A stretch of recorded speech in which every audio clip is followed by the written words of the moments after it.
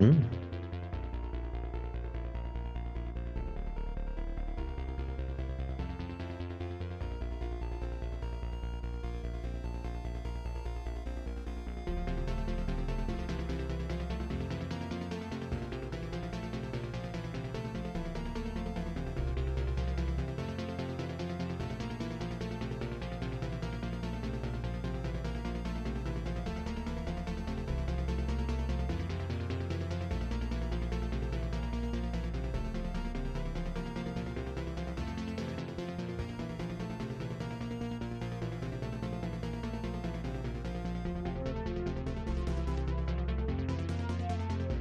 Hey everybody, you are tuning in to the Canary Cry News Talk live stream pre-stream. Congratulations, you made it. And a big old congratulations to Paul over on D-Live. Wow, good job D-Live and good job Saul to Paul. Happy you're here, folks. Let's see here. Of course, we've got the big stories coming up.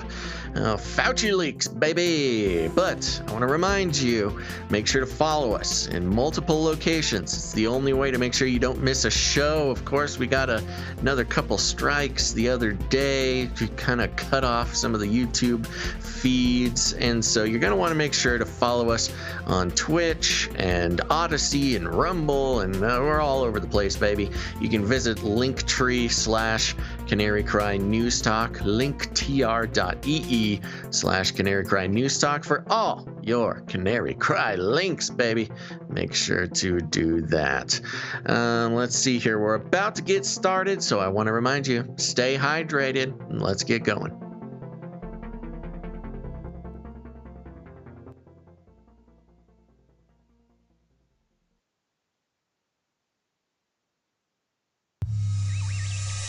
The world is getting crazier. People are acting more and more insane. The end of the world is tomorrow. Tomorrow. There's only one thing to do when the world is falling apart. Listen to Basil and Gonz as they discuss this week's news and events through the lens of Bible prophecy. You are listening to Canary Cry News Talk. You're listening to Canary Cry News Talk. Today is it's June 2nd, 2021. And this is episode 345. And today, FAUCILEAKS. That's right. And razzle dazzle. I'm your best buddy, Basil. And this is Gonz, your favorite Asian provocateur for Christ, coming at you from the timeline that you're likely on, not the one that Basil's on back in May. Welcome to the podcast where we bring you the best news, which is the gospel message of Jesus Christ, while reporting the egregious with a well-rounded, biblically grounded take on world events. And, time is a flat circle, as you always say, Basil. May, June, July, 2021, 1974, it's all the same. Halfway through 2021, which is crazy. This year has just been blasting by. It's a little concerning. Yeah. But lots of stuff going on. As of right at this moment, AMC is making another run. We're at 105. We're up 106%. 107. So there you go. AMC folk, $65 a share. Very exciting. Make sure to like and subscribe and turn on notifications while we're thinking about it. Like, subscribe, bell button, all. Like, subscribe, bell button, all. That's right. Well, Gonz, anything exciting going on your side of the world there? Not really. Just babies crawling pretty intensely now, so that's a whole... he's mobile. Yeah, he's mobile, different dimension with that.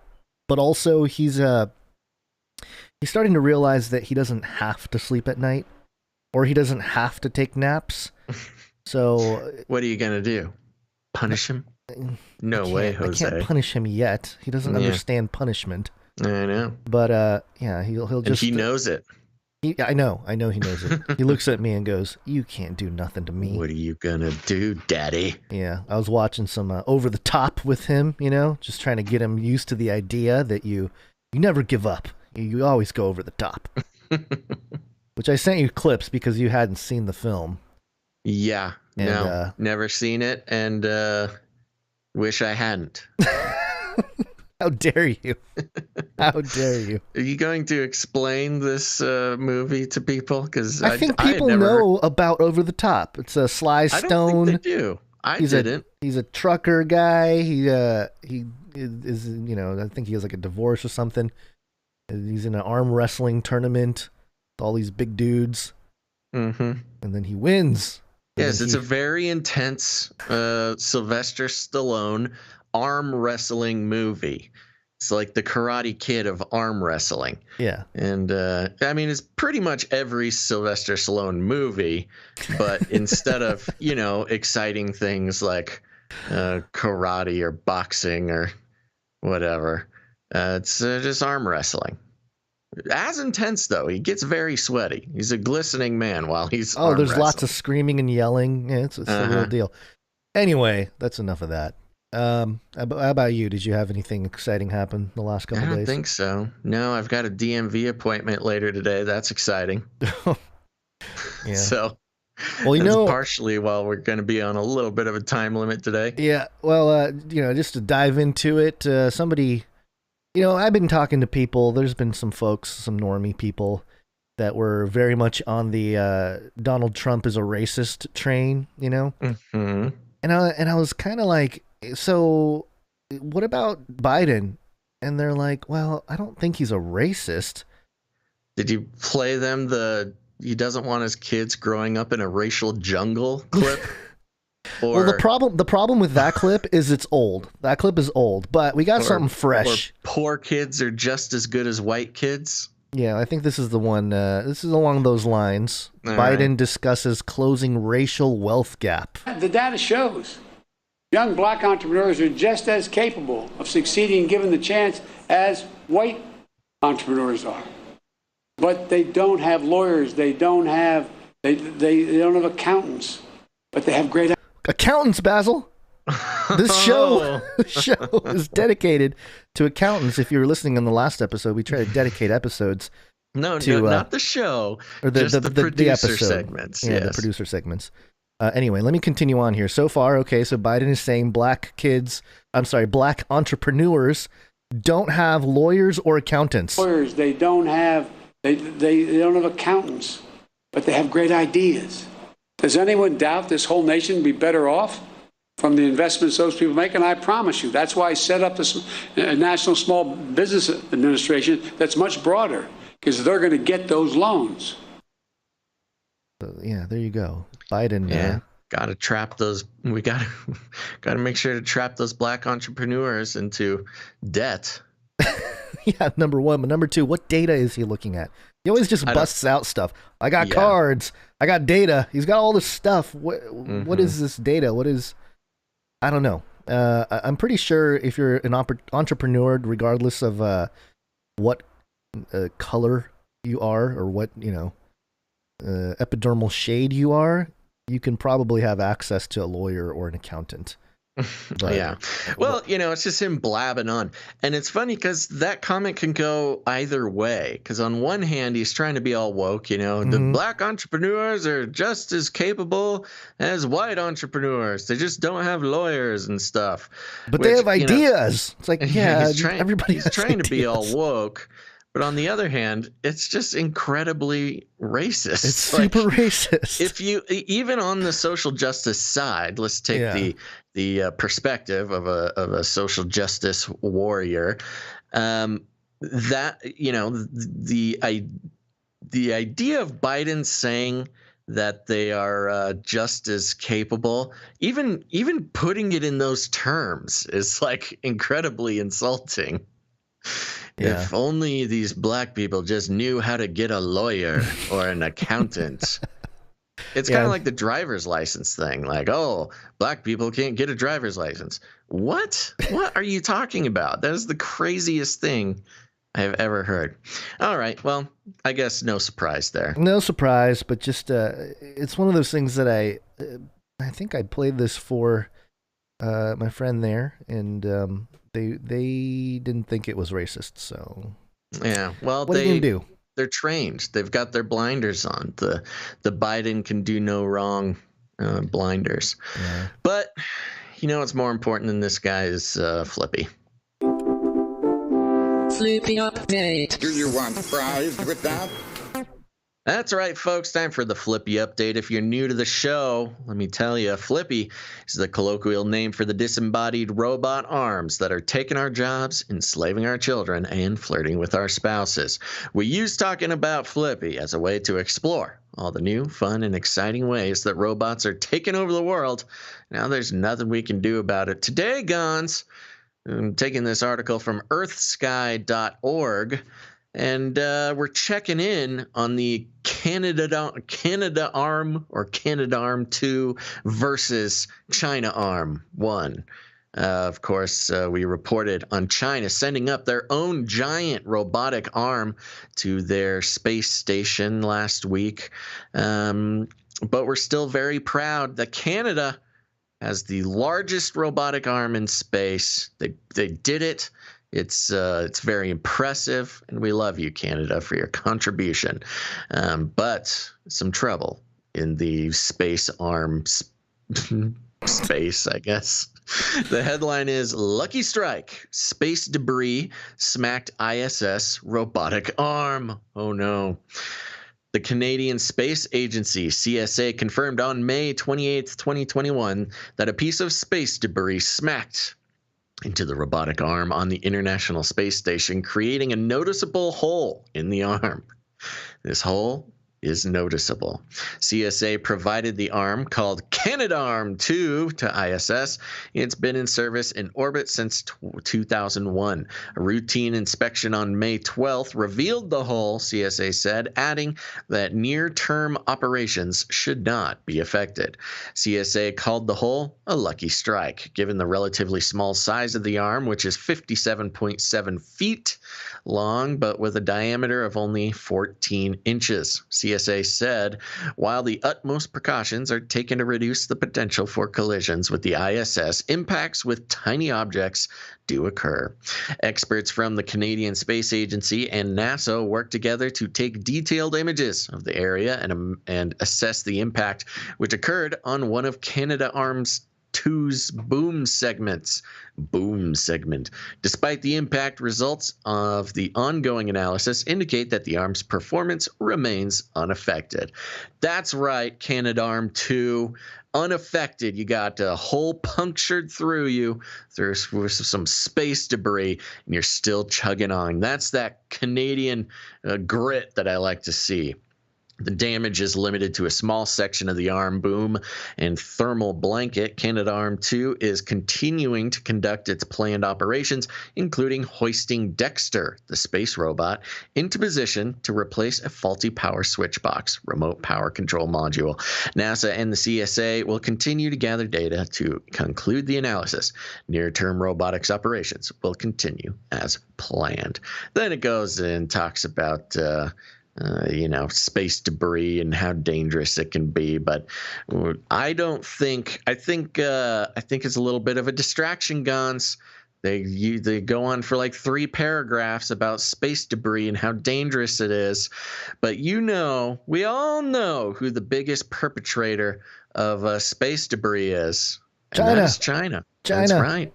They purposefully creating space debris, raining down balls of molten lava onto the Earth with their rockets. That they just didn't do the math. And of course, with China Arm up there, I think maybe China taught their robotic arm how to throw a fastball. I don't know. It's very suspicious, the timing on this. There's some plausible deniability, I can see the China Arm, throw a little thing and then just space debris. I don't know. Space warfare. Yeah, because with all the detection satellites and the missile detection technology that's floating around the Earth, they know that they can't launch missiles or anything because it'll be detected. But you stick a little piece of space debris in China Arm and just have them pitch it towards the ISS. That's some sneaky warfare, I think. the military officials in the United States were explicitly worried about China arm floating around in space and what kind of damage that the Chinese could do with it. I just think the timing is too coincidental to be a coincidence. Well, as I suggested a few episodes ago, I think on the ISS they should just play Over the Top on loop to be inspired by Sly Stone's arm wrestling prowess. A couple things to note, though. First off, just a flesh wound, Monty Python, Holy Grail. Yeah. But also just something I noticed here. The author of the article here from EarthSky is named Deborah Byrd. Is that any relation to Rear Admiral Richard Byrd? Oh, that is interesting. Yeah, the one that found the firmament or the hollow earth, or yeah, of course, yes, Admiral Byrd, all of our hero. Was his name spelled with a Y? It was BYRD. Mm-hmm. Okay. Well, yeah, maybe we've got I think we might have a conspiracy on our hands, Gons. The story is never exactly as it is reported. It's all on coming together. Oh, I have that ISO now. Where did I put it? All coming together. Yes, I just got it. Oh no. And it's where is it? Oh geez, it's too early for this, guys. I know. I'm sorry. Well, you gotta have that thing on deck, man. I know. Well, I must have colored it differently because I'm having a hard time. Hold on, let me get rid of Jen Psaki's circle back and let me drop in Kronk. It's all coming together. There we go. Okay, now we got it on deck. Well, speaking of which, time to talk about Fauci. Science is truth. Yeah, so last day or so, Fauci emails was trending, and of course, in WikiLeaks style, they released a bunch of Fauci emails, and there was an email here that was in response to Christian G. Anderson, who sent Fauci this email that suggested that the virus was potentially engineered, a small part of the genome anyway. And the guy here, Christian G. Anderson, who is exchanging emails with Fauci, is a PhD, and his credentials are legitimate. Professor, Department of Immunology and Microbiology, California campus, Scripps Research Center, faculty. So he's like a legit guy. He's not you and I saying, "Hey Fauci, this thing is engineered in the China lab." He's like a legit guy, looking at the sequence allegedly, and he's using a lot of sciencey phraseology in his email. And then just the part that stands out: the unusual features of the virus make up a really small part of the genome, less than 0.1%. So one has to look really closely at all the sequences to see that some of the features, in parentheses, potentially, look engineered. And Fauci responded, "Thanks, Christian. Talk soon on the call." And so anyway, that's one of the things that, and this is dated, by the way, January 31st, 2020. So very early. That's the crazy thing, is within the first, even before really anything picked up, before masks, before social distancing, before anything, in January of 2020, there were experts looking at the genome and having parts of it stand out as looking engineered. Yeah. So, man. So what we want to do for today's episode with the Fauci emails, instead of just kind of speculating, obviously we haven't had time to sift through all the emails. This one that I'm showing here about the exchange with Christian G. Anderson is something somebody else found. So, I think more will come out in that regard. But for this episode, we're going to report what is being reported. Report on the reporting. Report on the reporting. Yep. And this is going to come from, well, first we're going to do CNN, and then we'll do New York Post, which is a little more right-leaning. So we'll start with CNN, which is left-leaning. And the headline, thousands of emails from and to Fauci during the pandemic's early days were published. Here's what they show about him. About him, yeah. Notice how it's about Fauci the man, not about what it means for the pandemic and how it was handled or its origins. Yeah. So let's see what CNN has to say. Dr. Anthony Fauci was a regular on American televisions as the pandemic unfolded across the country. Millions looked to the leading expert for insight and guidance on how to defeat the virus. He was fielding dozens of questions every day off screen, too, answering emails from team members, former colleagues, old friends, reporters, producers, celebrities, and sometimes strangers desperate for advice or looking to leave a note of thanks. BuzzFeed News published more than 3,200 pages of emails from Fauci's inbox after obtaining correspondence spanning from January to June 2020, and the Washington Post published excerpts from more than 860 pages, I think it happened to be 866 pages exactly, of emails during March and April 2020. CNN also obtained a number of emails from February, but many were heavily redacted. While many federal government staffers prefer the phone to email, this correspondence offers a rare glimpse into Fauci's frantic schedule and polite, to-the-point demeanor during the time he emerged as a rare source of frank honesty within the Trump administration's COVID-19 task force. Frank honesty. Science is truth. Neither of those things apply to what Fauci was doing at the beginning of the pandemic. Yeah. He was not frank, nor was he honest. I mean, it just one example being nobody should wear masks. It's not going to do anything for you. We need to save the masks for the people. And not just that he was telling you not to wear a mask, but he was saying masks don't do anything. You might catch a droplet. Yeah. People like to point out the thing, well, you just said that so we could save the masks for the emergency workers. Well, then why would he get so specific as to like straight up say masks don't do anything? Yeah. All right. Anyways, let's keep going. So there's one already, just some presuppositions there by CNN. That's great. But they also reveal the weight that came with the role. Oh, he's just the weight. Poor Quote, guy. "This is White House in full overdrive, and I'm in the middle of it," Fauci wrote in a February 2nd email published by BuzzFeed. Quote, "Reminiscent of post-anthrax days." 2 days later, responding to a journalist, he writes, quote, "I'm really tired. Not much sleep these days." Okay. Okay. Thanks, CNN. Fauci's not getting any sleep. He must be working so hard. A lot of people don't get a lot of sleep, and a lot of people work hard. So I don't know what the thing is here, but yeah, what a poor man. Poor man. Yep. This next segment is titled "M Hanging in There."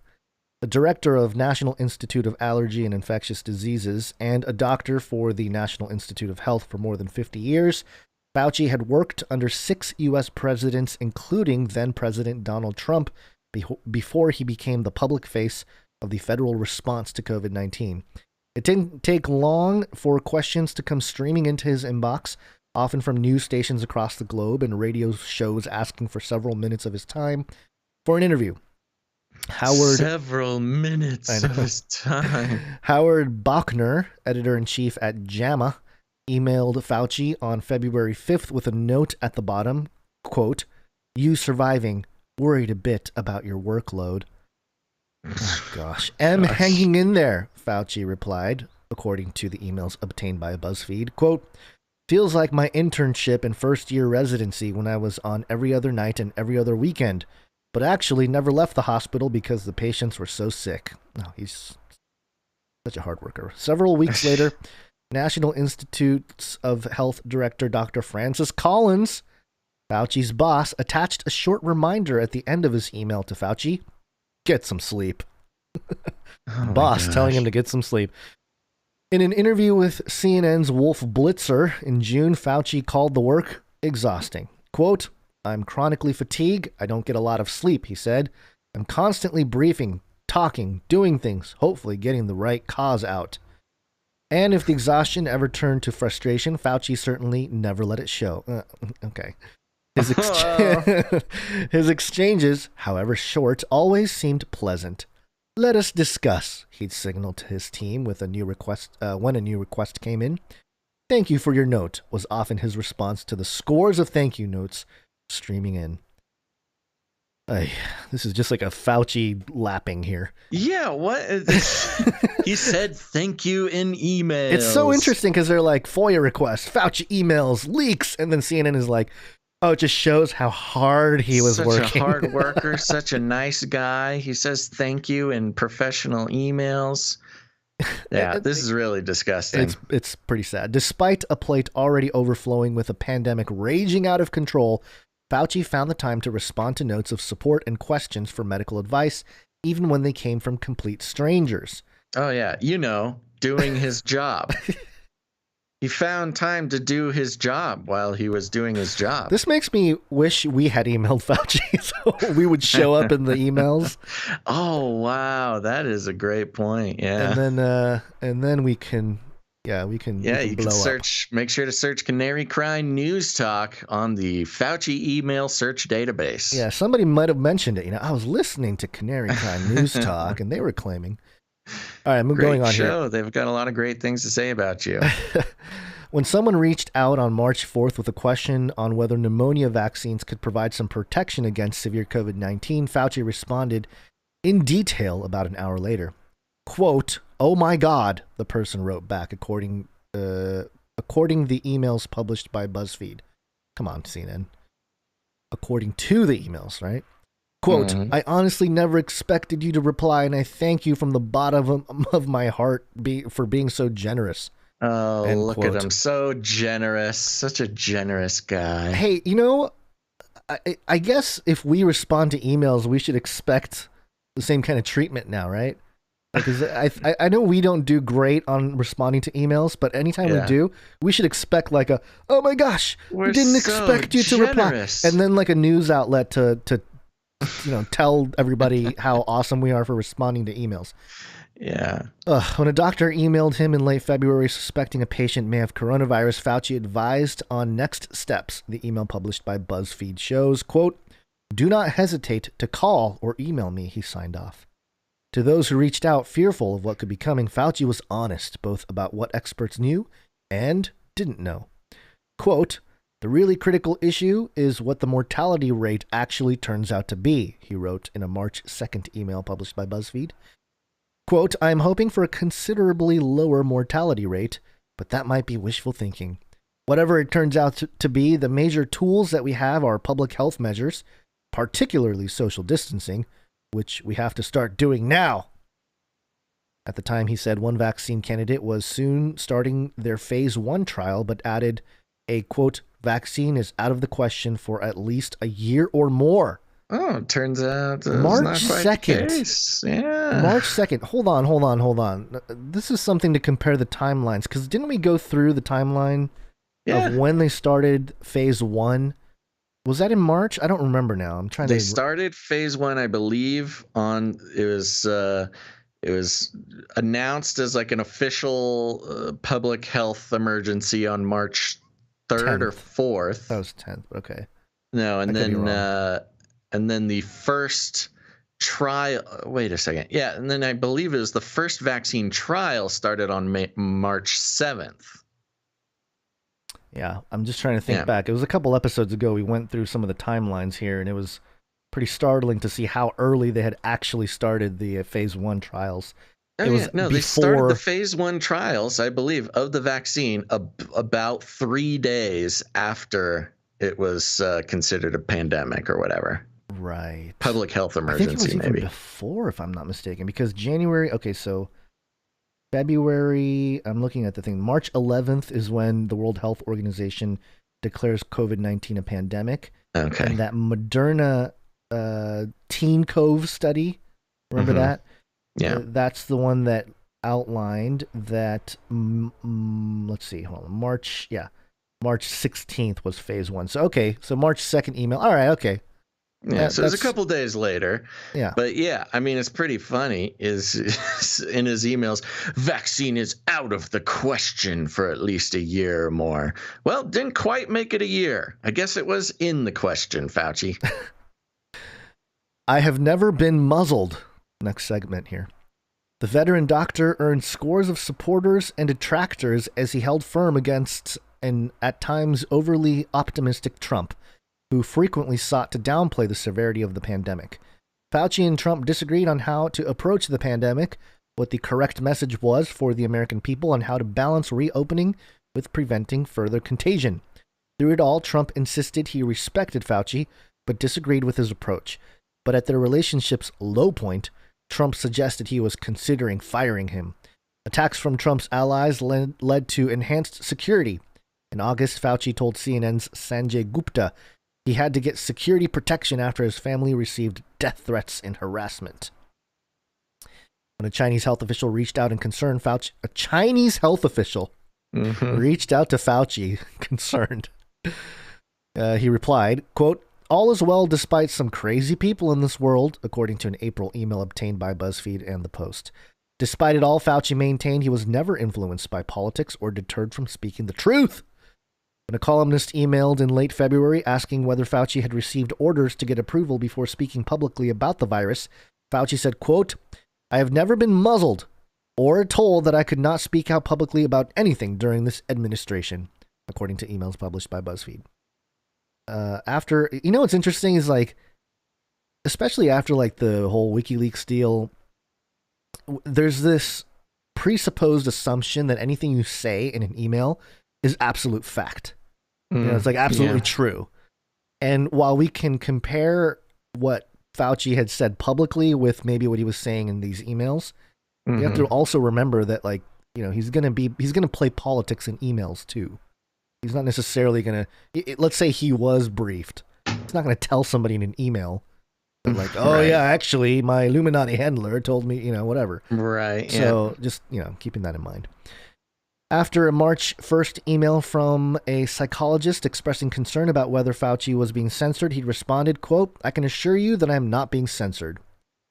As the former president's time in office began to wind down, aides restricted how much Fauci could appear on television to offer warnings and disinvited him from briefing Trump in the Oval Office.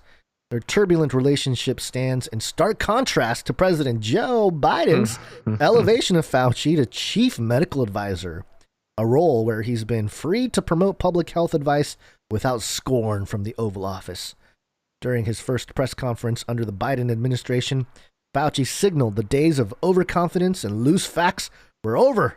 Quote, "One of the things new with this administration is if you don't know the answer, don't guess," he said in January. "Just say you don't know the answer." Yeah, what's funny is this is an article about how great Fauci is through the lens of his emails.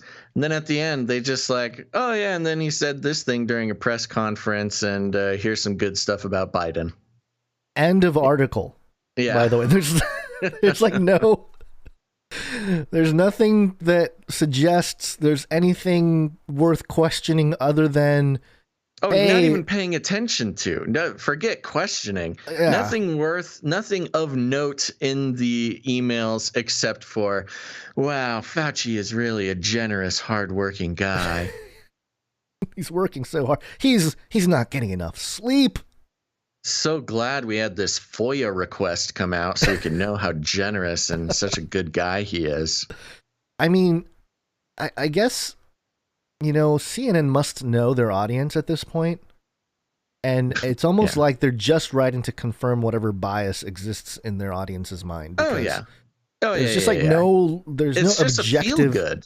It's a feel good article for CNN lovers where they can go, oh, okay, good. Let me just sit here and read things about Fauci. It's the same reason why they still are writing negative Trump articles. Not because they're like important or really anything of note. It's just, oh, I need a little pick-me-up. Let me go on CNN and just read mean things about the bad guy that I don't like. Yeah. Which is not actually news. It's entertainment is what it is. And that's what they say. It's a puff piece. They wrote a puff piece based on like, very important freedom of information requests, leaked emails. Like, okay. It's the only thing new here is that, he wasn't getting very good sleep at the time. Well, let's swing the pendulum to the other side. I just picture me grab the pendulum ball there. I'm swinging. I'm passing it to you, Basil. Big old swing and wow, boom. Look at that. Such a way of with words painting a picture of a beautiful metaphor. Let's say here, NewYorkPost.com. Let's see what the other side has to say. The headline reads, Fauci told Chinese official they would get through this together. Email reveals. That is a funny headline. Fauci told Chinese officials they would get through this together, which on one hand is kind of like, oh, that's sweet. What a great image of global cooperation to defeat an evil virus enemy. But read through a different lens, it's collusion. Fauci colluded with the Chinese officials. It reads like this. Dr. Anthony Fauci corresponded with a Chinese health official early in the pandemic, acknowledging the crazy people in this world and vowing to get through this together, a new report revealed Tuesday. The nation's top expert on infectious diseases.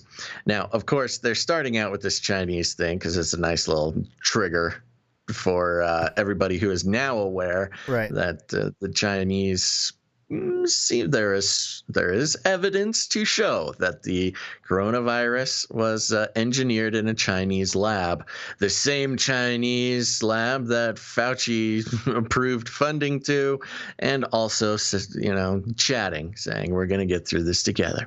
The nation's top expert on infectious diseases received an email March 28th, 2020 from George Gao, director of the Chinese Centers for Disease Control and Prevention, in which Gao apologized for saying the U.S. and other countries were making a big mistake by not encouraging people to wear masks from the get-go, according to correspondence obtained by the Washington Post. Quote, how could I say such a word, big mistake, about others? That was journalists' wording. Hope you understand, Gao wrote Fauci. Quote, let's work together to get this virus out of the earth. Wow. The director of National Institute of Allergy and Infectious Diseases responded, quote, I understand completely, no problem. We will get through this together. The correspondence came as Donald Trump blamed China for the coronavirus outbreak. As Fauci faced criticism for his handling of the pandemic, Gao reached out again. Quote, I saw some news. Hope it is fake, that you are being attacked by some people. Hope you are well under such a irrational situation. Gao wrote, April 8th, 2020. 3 days later, Fauci replied and thanked his longtime friend for his kind notes. They are really they're playing up. It's funny how they play up the other side of like how Fauci was cozying up with the Chinese officials here. Yeah, exactly. They're like, okay, maybe he was a good guy, but look how generous he is with the Chinese officials. It is nice to know that even Fauci, in all of his hardworking generosity, still takes 3 days to answer an email. 2 words? Yeah. Or 4 words maybe, thanks, or 5, thanks for the kind note. Quote, all is well despite some crazy people in this world, Fauci wrote, the newspaper reported. You know, of course, we've seen tons of reporting on these emails. They all really play up this all is well despite some crazy people in this world comment.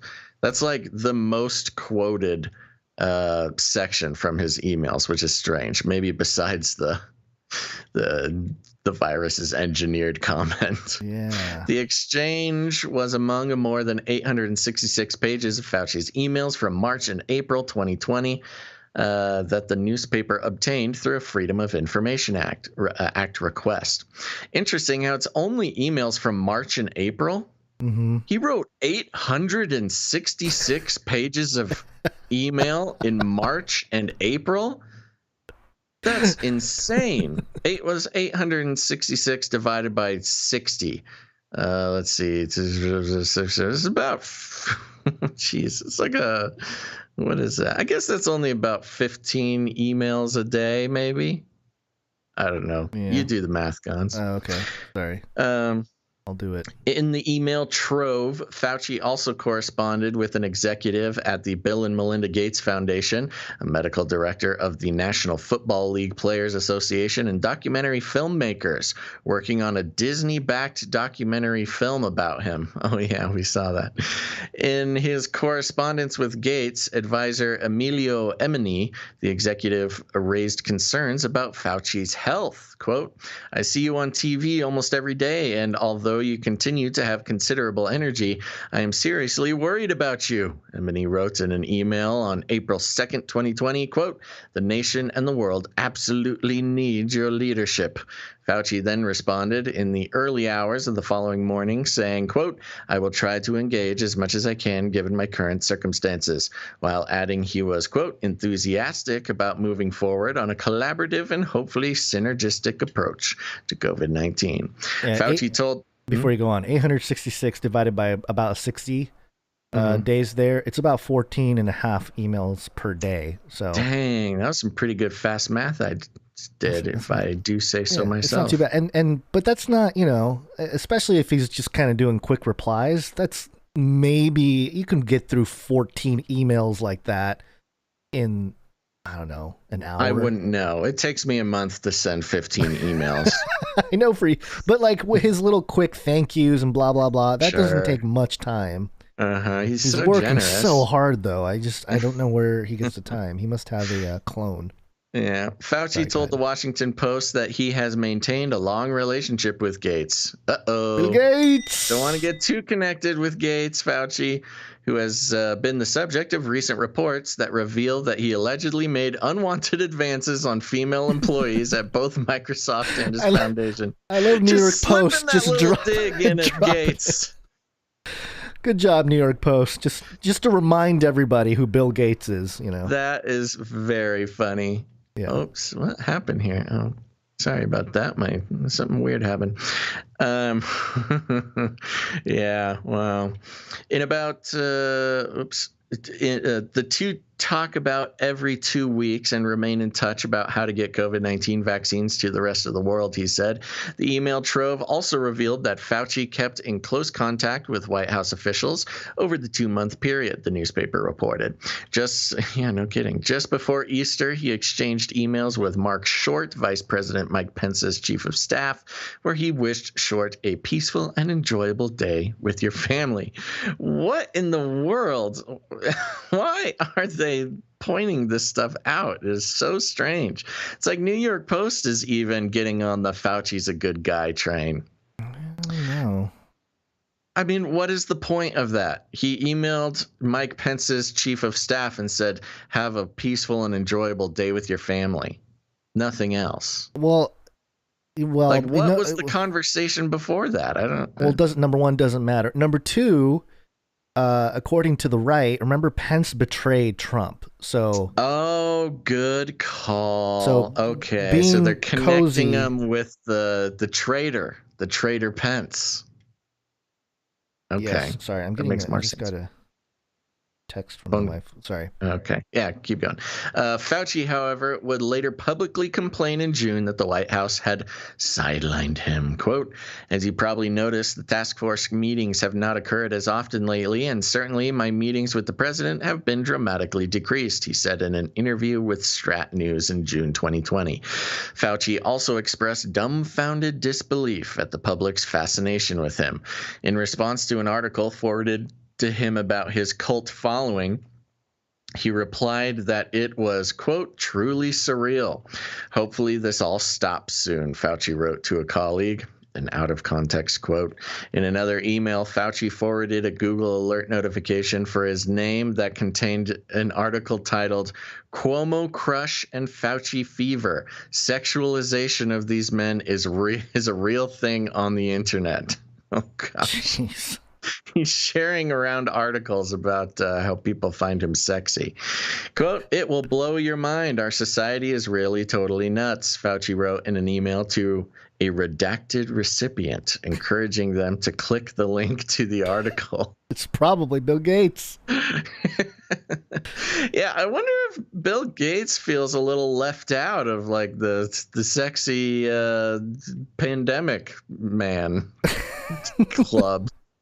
Well, at the time, it was, Bill Gates was sort of also seen as a champion.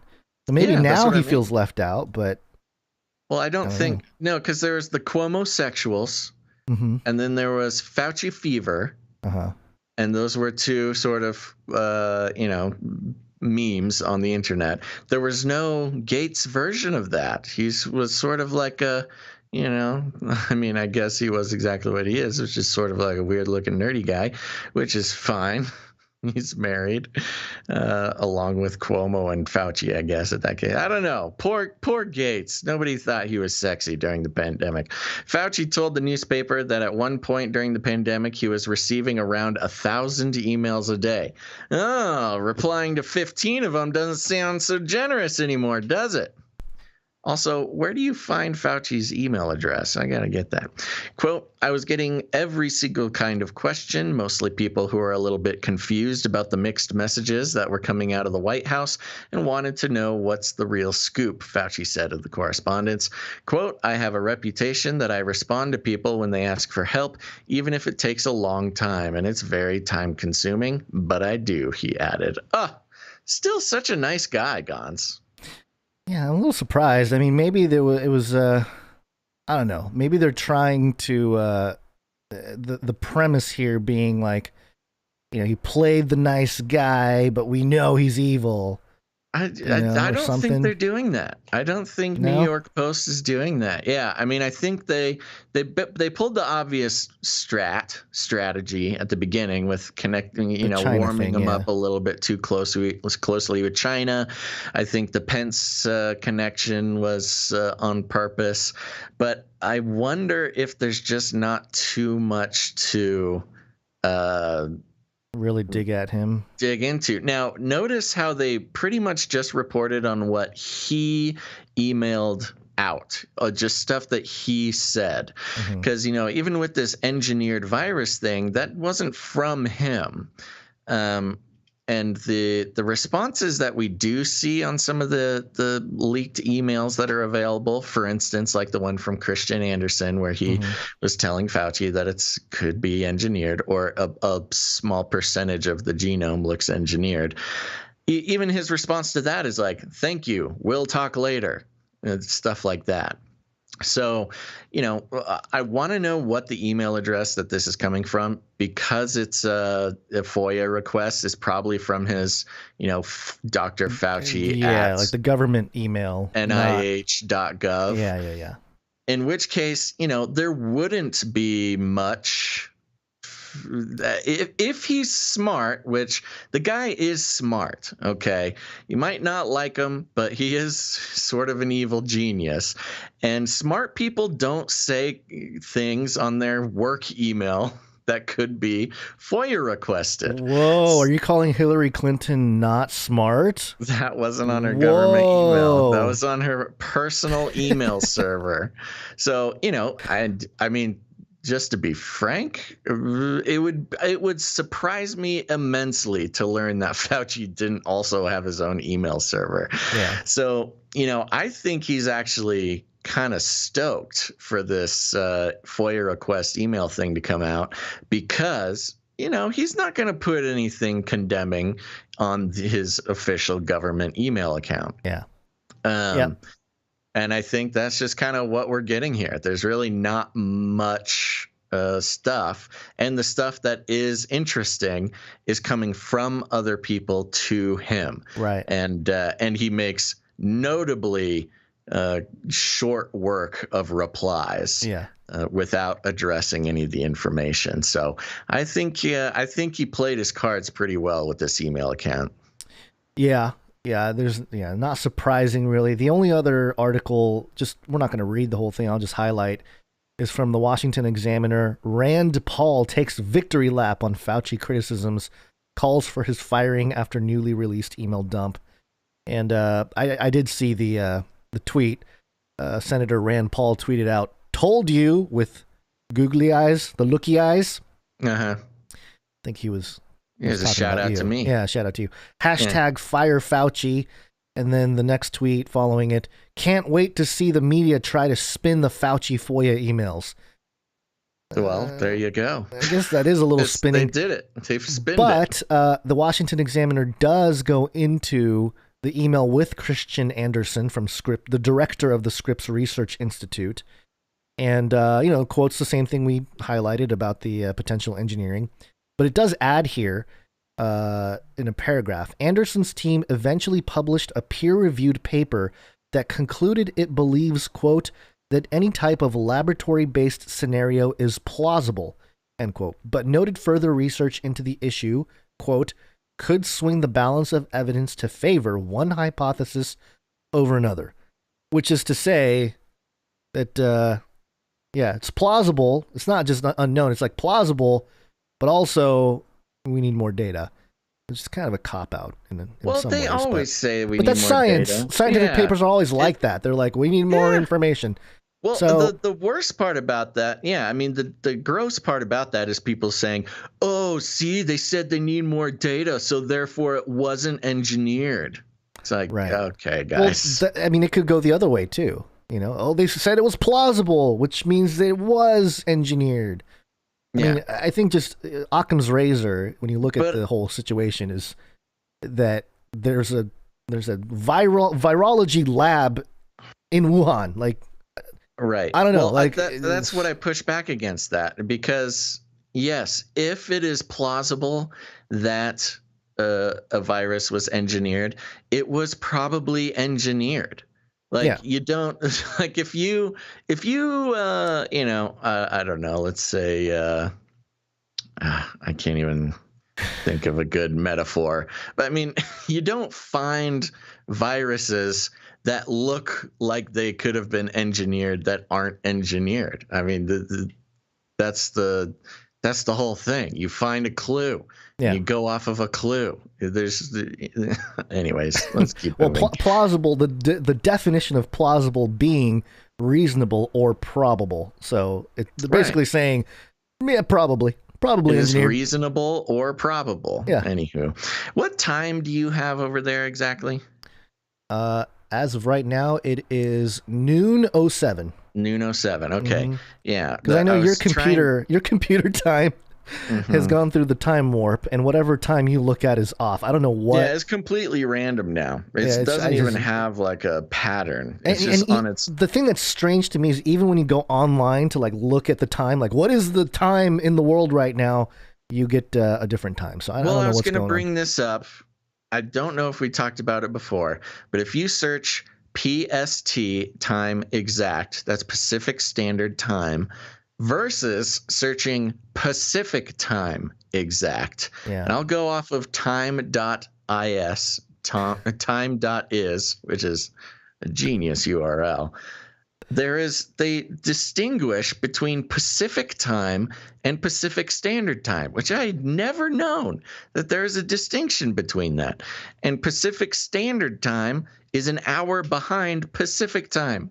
I don't understand what is going on, when this change happened. But there you go. It makes it very difficult to understand.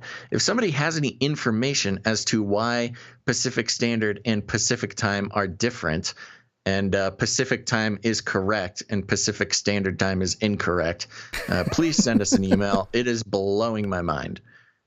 Okay, but let's move on here. Let's talk about some WACCINE updates. Oh, let's do it. WACCINE.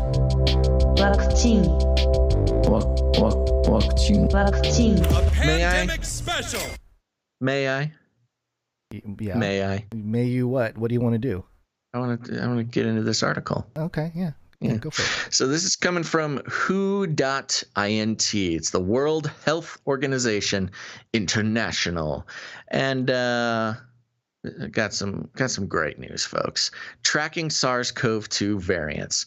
All viruses, including SARS-CoV-2, the virus that causes COVID-19, change over time. Most changes have little to no impact on the virus's properties. However, some changes may affect the virus's properties, such as how easily it spreads, the associated disease severity, or the performance of vaccines, therapeutic medicines, diagnostic tools, or other public health and social measures.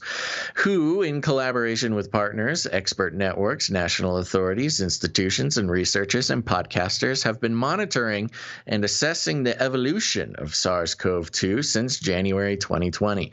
During late 2020, the emergence of variants that posed an increased risk to global public health prompted the characterization of specific variants of interest, VOIs, and variants of concern, VOCs. Ooh, I did not know there was a difference between VOIs and VOCs, Gons. You have a VOI or you have a VOC? Yeah, watch out for those VOCs. In order to prioritize global monitoring and research, and ultimately to inform the ongoing response to the COVID-19 pandemic, WHO and its international networks of experts are monitoring changes to the virus so that if significant mutations are identified, we can inform countries and the public about any changes needed to react to the variant and prevent its spread. Globally, systems have been established and are being strengthened to detect signals of potential VOIs or VOCs and assess these based on the risk posed to global public health. National authorities may choose to designate other variants of local interest/concern. Current strategies and measures recommended by WHO continue to work against virus variants identified since the start of the pandemic. Then it goes into naming SARS-CoV-2 variants. This is a different article than I originally had. Does this have the update? Let's find out. The established nomenclature systems for naming and tracking SARS-CoV-2 genetic lineages by GISAID, Nextstrain, and Pango are currently and will remain in use by scientists and in scientific research. To assist with public discussions of variants, WHO convened a group of scientists from the WHO Virus Evolution Working Group, the WHO COVID-19 Reference Laboratory Network, representatives from GISAID, Nextstrain, Pango, and additional experts in virological, microbial nomenclature and communication from several countries and agencies to consider easy-to-pronounce and non-stigmatizing labels for VOI and VOC. At the present time, this expert group, convened by WHO, has recommended using labeled using letters of the Greek alphabet, i.e. alpha, beta, gamma, which will be easier and more practical to discuss by non-scientific audiences. The typos on the official World Health Organization website are a little bit too much, I think. SARS-CoV-2 variants of concern and variants of interest updated 31st of May 2021. Variants of concern, a SARS-CoV-2 variant that meets the definition of VOI, see below, and through a comparative assessment has been demonstrated to be associated with one or more of the following changes at a degree of global public health significance. So this is what VOCs are. They increase the transmissibility or detrimental change in COVID, increase the virulence or change in clinical disease presentation, or decrease in effectiveness of public health and social measures or available diagnostic vaccines. So if you remember, we've got we had the UK variant, we had the South Africa variant, we had the Brazil variant, and now we have the India variant. The UK variant will now be known as Alpha, the Alpha variant. South Africa will be Beta, Brazil will be Gamma, and India will be Delta. Now, there are some other variants of interest. These are sort of the ones that don't really make it worse. But I was not quite aware that there were so many of these sort of non-important variants. Let's see here. a variant of interest says it has been identified to cause community transmission COVID-19 cases, or has been detected in multiple countries, or is otherwise assessed to be a VOI by WHO in consultation with the blah, blah, blah, blah. So we've got the United States variant, Brazil, multiple countries, Philippines, United States of America, India.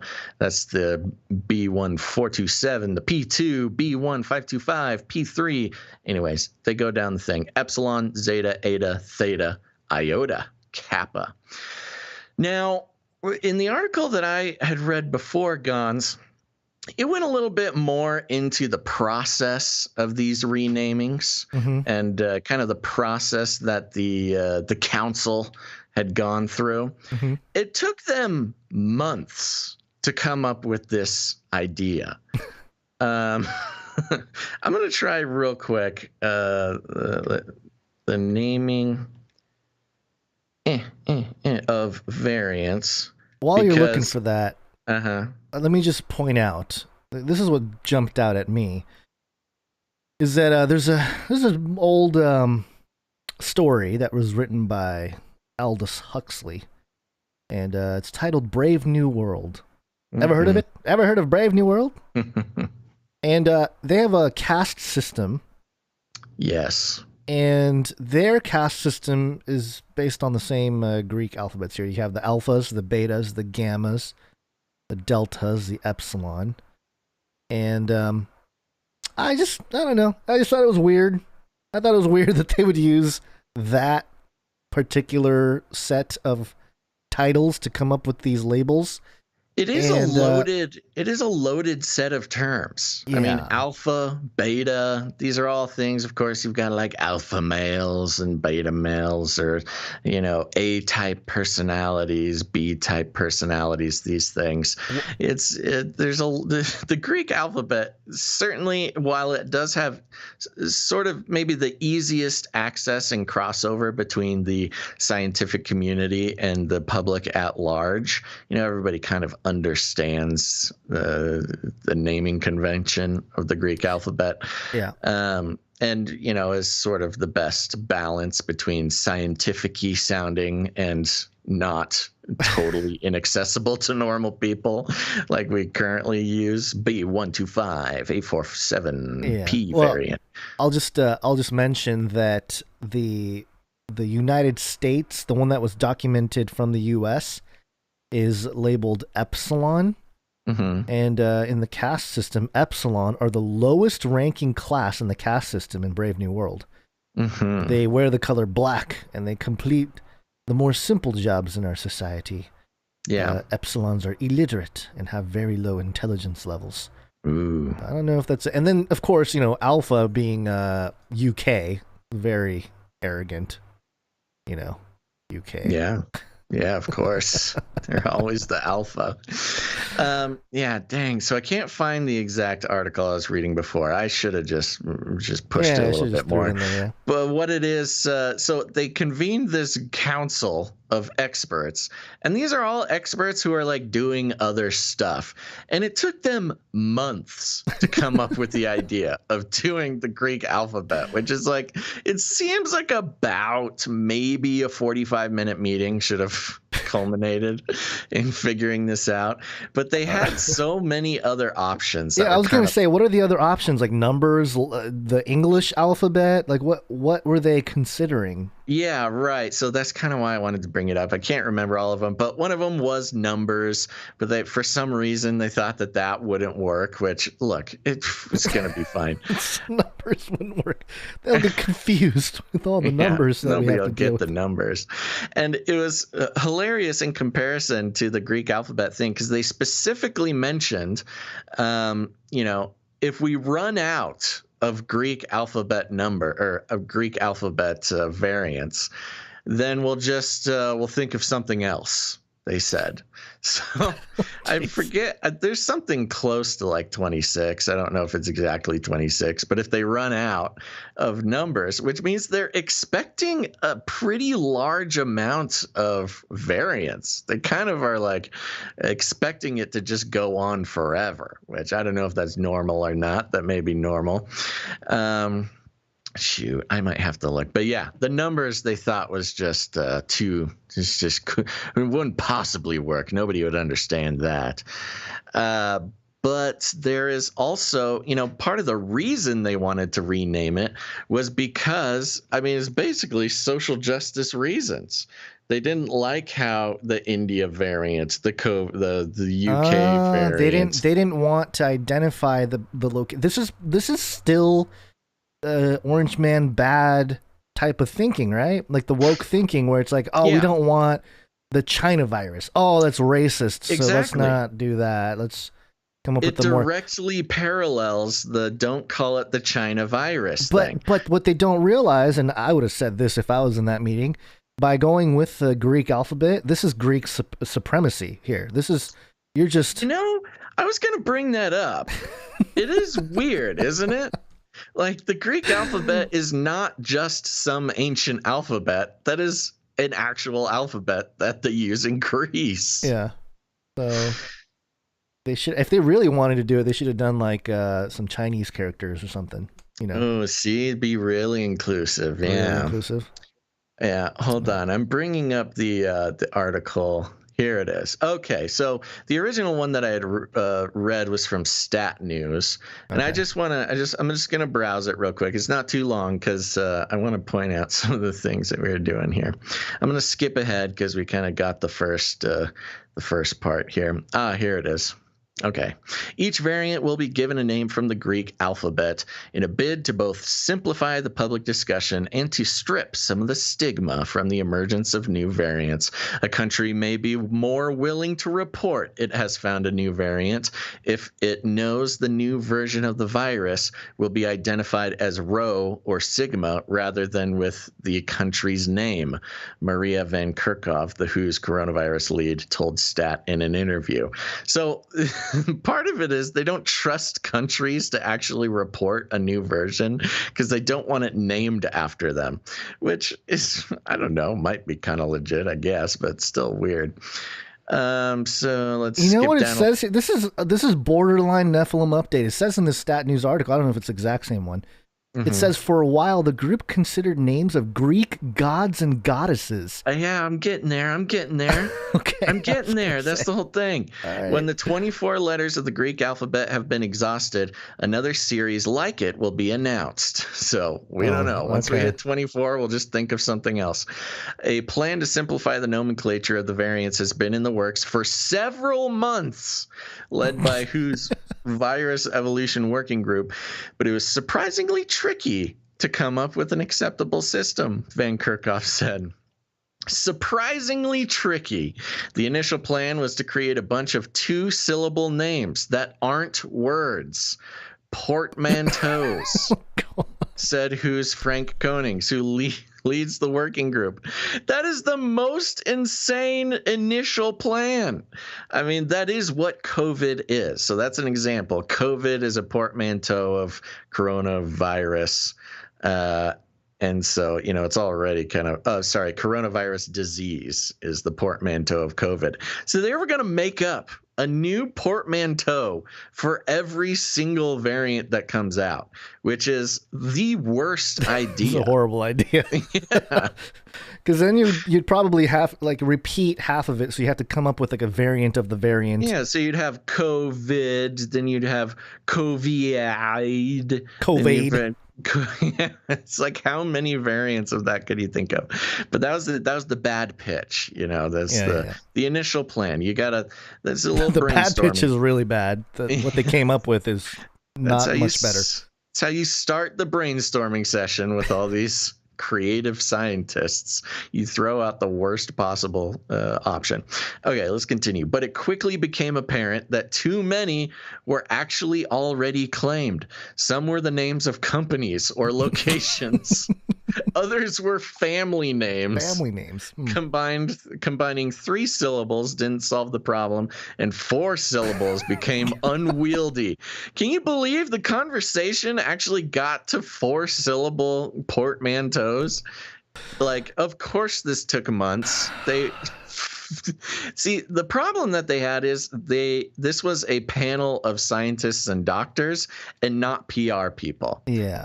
You get a group of PR people around, they'll figure that out for you in an afternoon. You got all these scientists to do it, and it was unwieldy. For a while, the group considered names of Greek gods and goddesses, but that was eventually nixed. No further explanation. I want to know that part of the conversation. What about Greek god? Oh yeah. What about? Do you know how big the Greek pantheon actually is? Yeah, well, there's I don't. That should seem like an easy Google search. Well, I have a list here, and a lot of them are. You have like your main gods and goddesses, and then you have kind of your hybrids and demigods. Yeah, so you have like Athena, Dionysus, Poseidon, Hera. Right. Hephaestus, sure. Aphrodite, Artemis, Zeus, Ares, Demeter. Okay. Nyx is one of them. They nixed it. Did you notice that? Funny. No, I didn't. It was eventually nixed. I wonder if that was like some, That seems as stigmatizing as anything else. Yeah, but who's going to be like, oh, the Hades variant was found in... the Narcissus variant. Thanatos is spreading like wildfire. It's like a horrible thing. It just makes it way more scary. Yeah. And then Nike's a god too. Has made it to the United States. It is ravaging the East Coast. Oh my gosh. Okay, let's keep going. Don't go outside. Zeus. Also, you'll catch Zeus. Also, it's just weird that they ever did it based on Greek gods. You got the names of the planets. I guess those are Roman gods, things like that. Because it's like it's just protocol for these elites. It was at one point, right? So there you go. It was at one point, somebody's religion, and you're just sort of naming things after it. Maybe it still is their religion, which is why they constantly go back to. Wanting to use it. You got all your NASA stuff, all the space stuff is named after. I think it's like you said, it's Roman. Why not name them after Bible characters? The bad ones. The Nimrod variant. The Nephilim strain is here. That would really. I mean, if you really want our community to go wild. Yeah. Name a variant after the Nephilim, I'm pretty sure the Nephilim strain is a book put out by Skywatch Publishing or something. Yeah, and you can get all the tribes in there too, there you go. Let me continue. Okay. The idea of just numbering them 1, 2, 3, and so on was considered, but rejected because it was thought it would likely create confusion in the names the viruses are given in genetic sequence databases that track the evolution of SARS-CoV-2. Why did they use colors? It's the most boring. Oh, colors is racist. Sorry, I can't. You can't do colors, Gons. Well, only certain colors would be. There's not like green or yellow. No, I guess yellow is. Oh, I can't believe you said green on the show. You can't say that. Quote, we're not saying replace B117, but really just to try to help some of the dialogue with the average person. Van Kerkhove explained, quote, so that in public discourse, we could discuss some of these variants in a more easy-to-use language. The Greek alphabet suggestion drew the approval of the experts the WHO convened to come up with the naming system, some of whom were members with the International Committee on the Taxonomy of Viruses. That group is charged with naming new species of viruses. It named SARS-CoV-2. Wow, great job, guys. The virus that causes COVID-19, but it does not name subspecies of viruses, which is why it fell to the WHO. Quote, I heard it's sometimes quite a challenge to come up with an agreement with regards to nomenclature.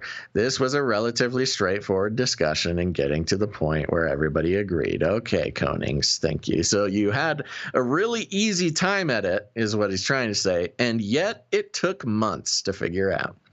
So there you go. The reason we make such a big deal about this is because, part of the value of this show is to point out trends and narratives as they develop so it doesn't catch anybody by surprise. One that I think we're the most proud of is the word jab had never once been used in the United States to describe a vaccine. We saw that coming, called it, and boom. Now everybody says jab. It's weird. Freaks me out. So keep an eye out for these Greek variant names. And especially in the context of vaccines, you're going to get your alpha jab, your beta jab. It's an easy, marketable way to categorize your yearly updates, your yearly vaccine updates. It's time for that epsilon jab, everybody.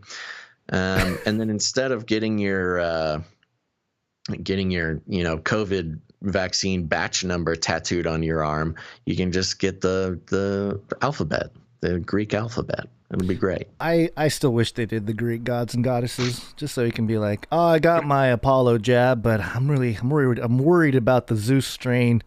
Yeah, the Zeus strain is coming in fast. All right. Okay. Well, speaking of variants, the World Health Organization article did not mention Vietnam.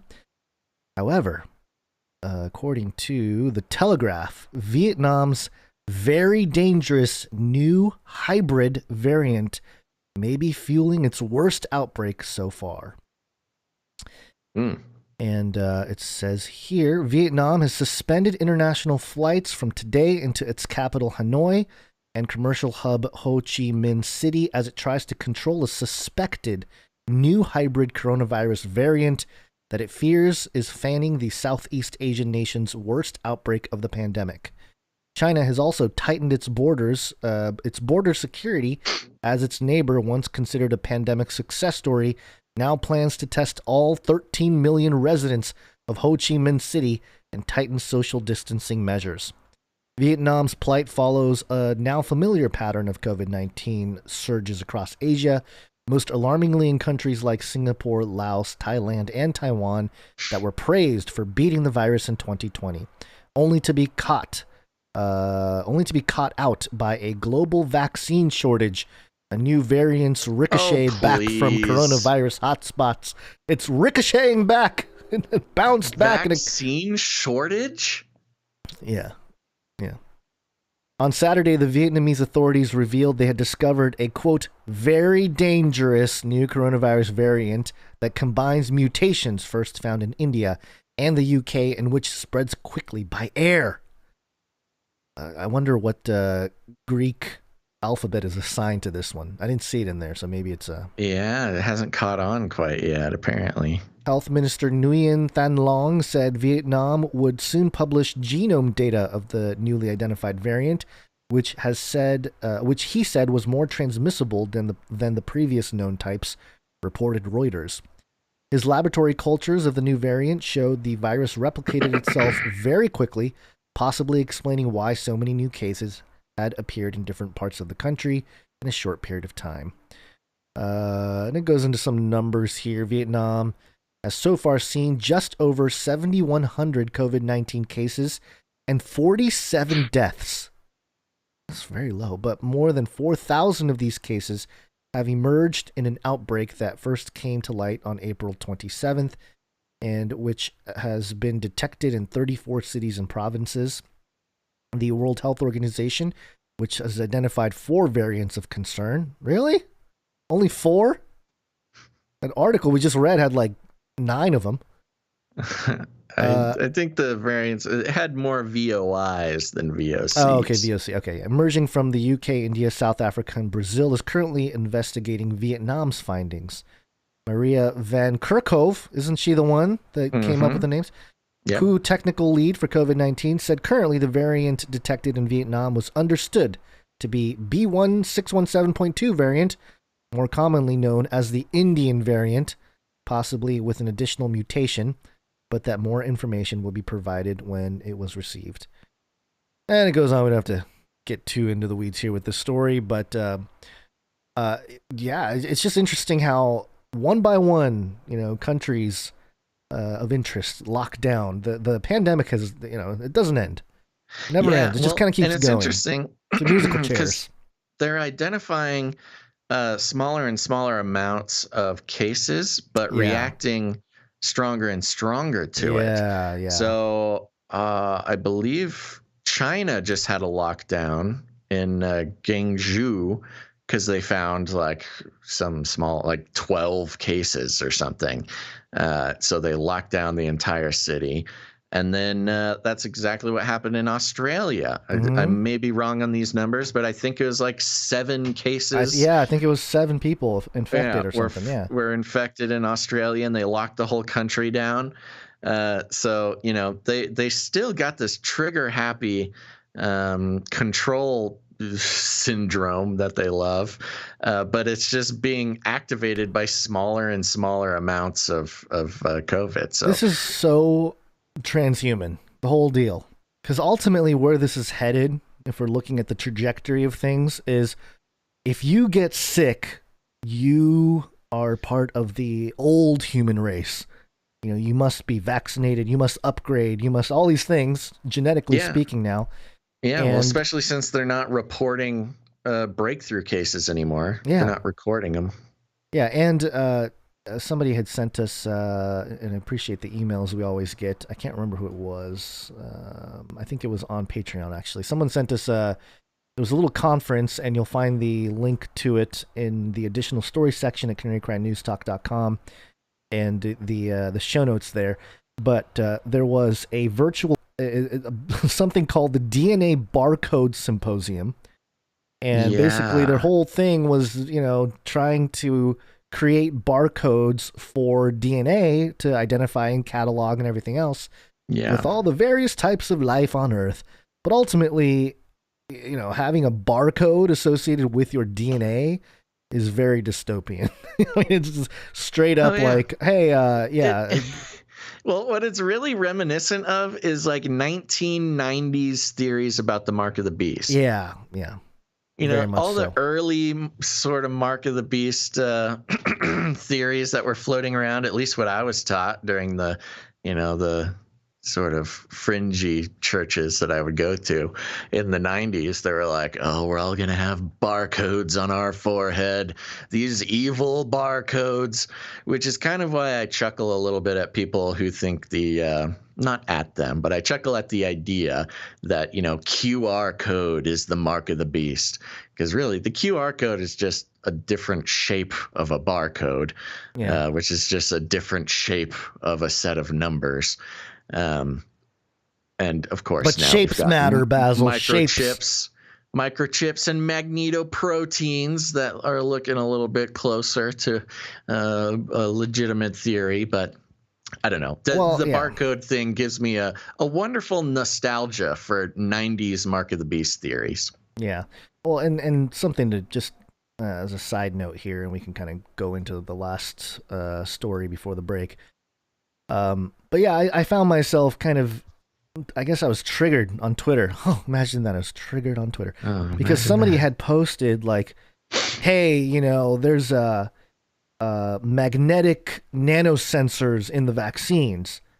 Right. So I was like, oh, is there like documented evidence for that? And then they sent me like, there's lipid nanoparticles in the vaccines. And it was like, no, that's not what you said that, you know, whatever. So anyway, I get people are sort of, you know, just coming up with nano, theories. Man. Every time somebody hears nano, they think of Matrix-style octopus robots floating through your bloodstream. And admittedly, if you look at the history of lipid nanoparticles, it was only approved in 2018 and whatever, and it's whatever.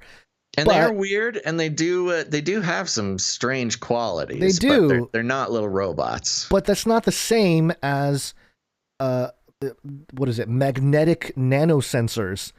And you know, if you're claiming there's magnetic nanosensors in the vaccine, show me the documentation. I wouldn't be surprised at all if there was, but just show me the documents. And if you can't have the documents, show me the documents. And don't. Yeah, I'm more interested in the magnetoproteins. I mean, that solves a lot of problems already. Yeah. All right. One last story before we take a little producer party here. Are you ready? I am definitely ready for this one. I'm stoked. So stoked. This is coming from dailymail.com. The headline is Wuhan lab is still conducting the same research. Mike Pompeo warns Institute of Virology is continuing to conduct secret military experiments and more deadly viruses could escape. It's all going to end. Yeah. Mike Pompeo, the former CIA director and Secretary of State, has said that Wuhan Institute of Virology was conducting secret military research and claims there is enormous evidence that the virus that caused COVID-19 escaped from the lab. Donald Trump's former top aide also warned that the dangerous experimentation is ongoing at the lab, raising the specter of another potentially deadly virus leak. Quote, "What I can say for sure is this. We know that they are engaged in efforts connected to the People's Liberation Army inside of that laboratory. So military activities being performed alongside that they claimed was just good old civilian research," Pompeo told Fox News on Saturday. Quote, "They refused to tell us what it was. They refused to describe the nature of either of those. They refused to allow access to the World Health Organization," Pompeo said. Quote, "That cover-up alone suggests there's a lot more that we need to know." Quote, "That virology lab is still up and running. It's still probably conducting the same kinds of research it was conducting that may have well led to this virus escaping from that laboratory," he said. Quote, "Only the Chinese Communist Party knows the answer. The world deserves the answers, and they have to tell us. I hope there will be a bipartisan push to demand and hold accountable," said Pompeo. He spoke after President Joe Biden ordered an intensive 90-day probe to reinvestigate the possibility of a lab leak origin in the pandemic. Quote, "It's really unfortunate they took the position early on that there was nothing to see here," Pompeo said in response to the new probe. "I'm glad now that they're looking at this. I hope it's a I hope it's a serious investigation. I hope it's a glorious investigation that reveals the truth of all things. I hope it's a serious investigation. When they say they're giving 90 days for the intelligence community to look at this, the intelligence community has been looking at this for an awfully long time," he said. Yep, as we know, the intelligence community has been considering lab leaks since January of 2020. Pompeo, a former CIA spy chief, has promoted the lab leak theory since the early days of the pandemic, a theory that until recently much of the U.S. media and academia scoffed at as fringe conspiracy theory. "I've known since spring of last year, 2020, when I first spoke about this, that there is enormous evidence that this escaped from that laboratory in Wuhan," he said on Saturday. Quote, "We know there were people who got sick there, scientists who got sick there. We know they were doing the gain-of-function research, essentially taking viruses and making them more contagious, potentially more lethal. This administration has to get after this."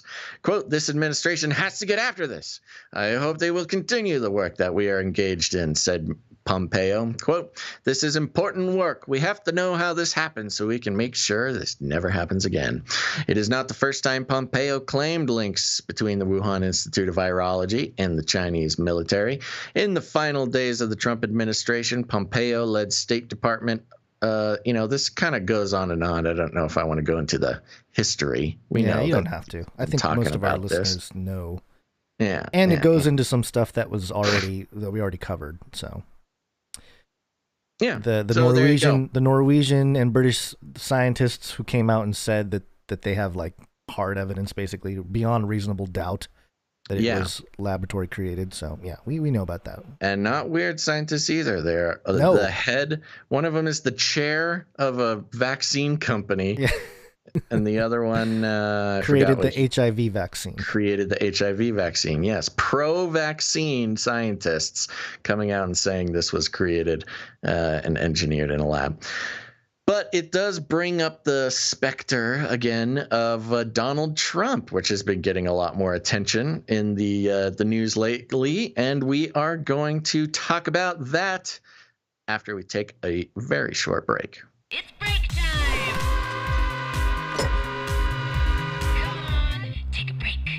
That's right, folks. We're going to take a quick break, have a little producer party. But don't worry, don't go anywhere after the break. Trump apparently telling people he will be reinstated as president by August. Trump's picking up where Q left off. I know, but maybe he was Q all along. There's a couple of twists and turns in that story you're not going to want to miss out on. And then, of course, and it's a movement to try to dethrone Bibi over there. We'll have a little bit of Israel news. And then, of course, a couple of beast system updates there. Let's see. We got, SolarWinds hack update, which is, that was one of the weird things. The biggest hack in basically the history of the world happened. We heard about it for a week, connected to U.S. infrastructure, and then it totally disappeared. This is SolarWinds back in November or something like that. Mm-hmm. But we've got an update on that, and then of course, meat lovers. The hacks aren't they're not going to let you off the hook. So stick around, everybody, after the break. But first, let's thank some producers. Now, Gons, interesting series of events has happened since last show. Number one, we've gotten plenty of what is the word? Compliments. Is it weird that I couldn't remember the word compliments? Yes. Some compliments on the little chat we had the other day about the value for value model. But also, this producer segment was last episode. We made the decision, because it's episode 345, we made the decision to dedicate it to accountants and children who can count to 5. And I think we've learned what people think about accountants and children who can count to 5. Because people were not necessarily inspired to produce the show in gratitude to their accountants. But that's okay. So I don't know if this dedication thing is working too well.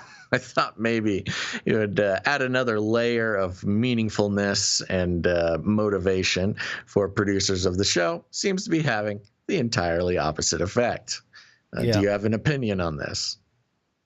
I think we need to think through who we dedicate these segments to a little bit more and not try to come up with them on the fly, which seems to be a problem. I guess. Big Time Killer 44 in the Twitch chat says that they are an accountant. We have an accountant watching the show live. You're really the only accountant to have identified themselves. So this is all thanks to you there, Big Time Killer 44. I'm not going to lie. If my accountant had a Twitch account called Big Time Killer 44, I don't know if that would.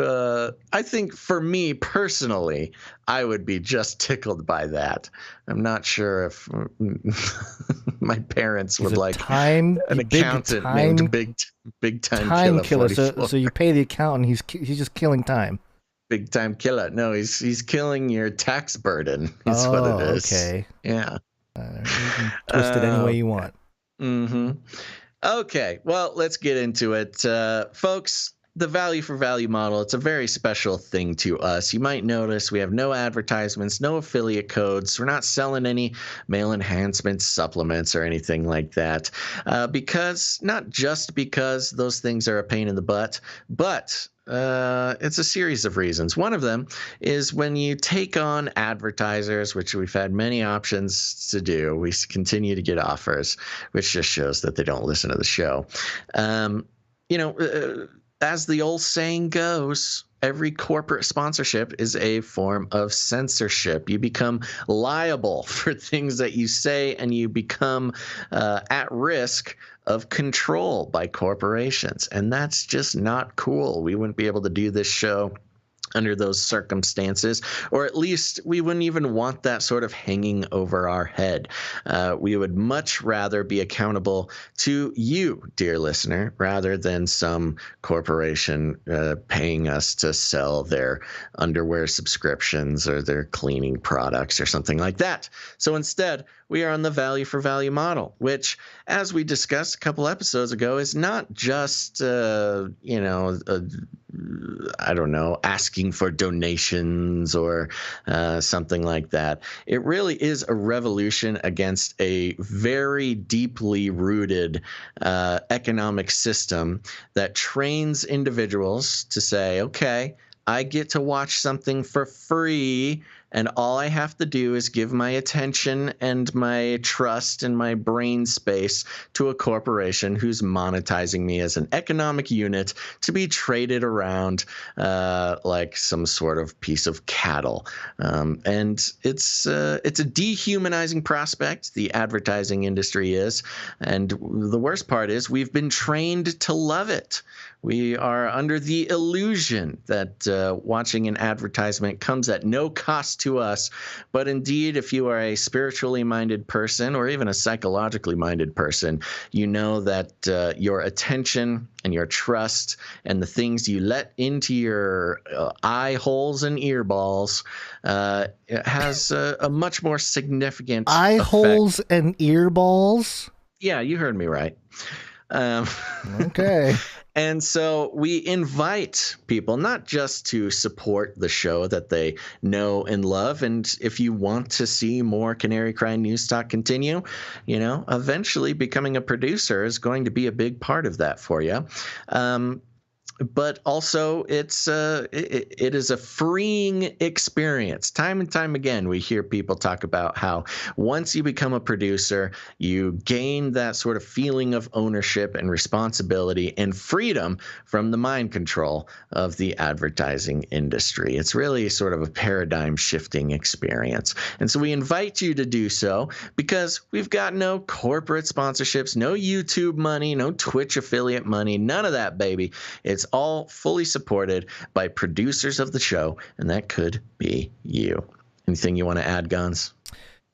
Yeah, I wanted to just briefly here, I won't read the whole thing, but there was an article published it's an opinion piece, published in Kenosha News, and I thought it was interesting. Media controls the mind. And just to kind of explain what you are producing when you produce this show. So it says here, quote, whoever controls the media controls the mind. The elites control the media. The elites control our mind. In 1983, 90% of America's media was controlled by 50 companies. Wow. Today, 6 media companies control 90% of what we read, watch, see, hear, and consider important. The Big Six considers 70% of our cable TV. One of these companies currently owns the most widely read newspaper on 3 separate continents. These 6 companies control the narrative, the agenda, and the conversation between Americans. Many Americans think they have more media options at their fingertips today than at any other time in history. This is an illusion of a free press. And it kind of goes on here. But point being, when you're producing this show, you're sort of helping in the deconstruction of this monopoly of media that's taking place. Because we read, and this is partly why we choose to report on the mainstream news outlets and not just make it like debunked or whatever. And we do that, but it's more of a deconstruct. Because your friends, your family, a lot of people that are out there, we call them normies, just poking fun at them. But they just basically take everything hook, line, and sinker. Like, oh, the CNN said it, or, Washington Post, or even Washington Examiner, New York Post. They said it, must be true. And you just can't do that. You can't absorb the news coming from mainstream media at face value. And so we're kind of like your filters, right? To help people grasp what's really going on. So when you help produce a show, you're how to deconstruct things for yourself. Yeah, too. Exactly. Yeah, and it's more about teaching the mindset when you read articles, and because we've talked about this for a long time, but ever since I started looking at the world differently, I couldn't watch. And this is like going on the last 12 to 15 years. I couldn't watch movies anymore without like, oh my gosh, all the symbolism, all the signaling going on, and it never really turns off. You can kind of ignore it. You can let it pass by and like not obsess about it too much. But early on, it's tough. especially when you kind of come to that awakening. You're like, oh my gosh, everything is constructed around me, and then you can't consume any kind of corporate content without noticing not just the agenda, but the propaganda, the kind of messaging that's taking place, the subliminal messaging taking place. So, it's just one of those things. Yeah, it's totally. And I mean, it's inextricably integrated with the big sort of evil corporate culture, not just advertising or media companies, but also big tech companies. Yeah. Google and Facebook, their business is advertising, collecting your data, selling off your data to advertising companies, all your privacy concerns, all the horrible things that, unfortunately just recently have become sort of mainstream information. It's all motivated by advertising. And so it's just the most evil thing in literally every way. And so that's why, it's kind of cute when I say, we are sort of doing a revolution, join the revolution against the advertising sort of monolith. But it really is. I mean, in a day where they want you to feel like you are getting free stuff, free media, free social media, free videos, free podcasts, when in fact you are the product, it is a revolutionary act to not participate in that, and not just not participate, but actively support a different system. And that's just how it's the only way that the world can sort of make shifts in the right direction. So that's why we do the things the way we do, using the value for value model. And we're so lucky to have people who understand all these concepts and take it seriously enough to act upon them. And that's why we want to thank them right now. The first way you can do that is by heading over to patreon.com/CCNT. That's patreon.com/CCNT for Canary Cry News Talk. Are you ready to hear some producers, Gons? Yes. First of all, I want to thank our new producer, One Macon TX, One Macon Texas, One Mac in Texas. There you go. Thank you very much, producer. One T Mac. Is that a one or a T? It's a one. One Mac in Texas. Next up, we have producer Kathy G. Thank you very much, producer Kathy G. Yeah. And those. I was going to say thank you to One Mac in Texas and to Kathy G for becoming producers on Patreon. Appreciate it. That's right. Yeah. Now, that's all we have for the Patreon producers today. You know, it was a little brutal, Gons. We've talked about it before, but at the beginning of every month, there's what we call the Patreon slaughter, which means at the beginning of every month when Patreon kind of activates, you know, their payment system, just for whatever reason, and we understand there's plenty of reasons, and we don't begrudge this, but it is just unnerving. There's always an enormous amount of cancellations at the beginning of each month because, you know, people's situation changed, or they forgot they had it, they don't want it, or, you know, they had to pay rent and can't, you know, feed families. We get it. You know, the things you need money for. So, and we totally understand. Don't begrudge those who have to cancel. But at the beginning of every month, it's just like a long list of cancellations, and it takes a few weeks to kind of build back up just to cancel out the cancellations. So we appreciate all of the people who come in on Patreon to help balance that out. And that's you, One Macon Texas and Kathy G. Thank you very much. But here's the thing, Guns. A lot of people don't like Patreon, and we understand. They've had their own moments in this sort of cancel culture situation that we're in. But that's why we have CanaryCryRadio.com/support. CanaryCryRadio.com/support. That's right. CanaryCryRadio.com/support is a great place to become a producer. It kind of cuts out a bunch of the middlemen, or at least a couple of the middlemen, and you can support us directly. There's all sorts of options on there. Now, you'll notice the webpage now is a little bit jumbled. We're working on fixing that, so please hang with us. Notoriously slow at fixing websites. Yeah. Well, there you go. That's right. Yeah. But we'll fix it in a second. But if you head on over there, there's all sorts of cool stuff. You can read about the value for value model. You can read about the Canary Cry Roundtable of Knights and Dames, and you can become a producer in a number of ways. One of them is you can tune in with PayPal and become a recurring producer. That's right. It's a nice little set it and forget it option if you want to continue to enjoy the show and not have to worry about continuing to, manually send in your producership. You can excuse me, you can sign up and just make it happen automatically every month. It's awesome.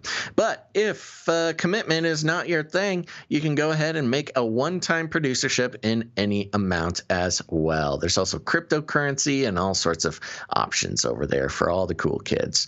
Gons, who do we have coming in on the PayPal? PayPal. First off, thank you to all the people, the producers who support us on a monthly basis. And we don't always thank you publicly with the names and everything, but we do appreciate it. For those people, producers, that we want to thank today, first up we have producer Scott K. Woo! Thank you very much, Scott K. And Scott K's on a streak, baby. Yeah, I'm trying to... Oh, here it is. Good. Here we go. I was looking for it.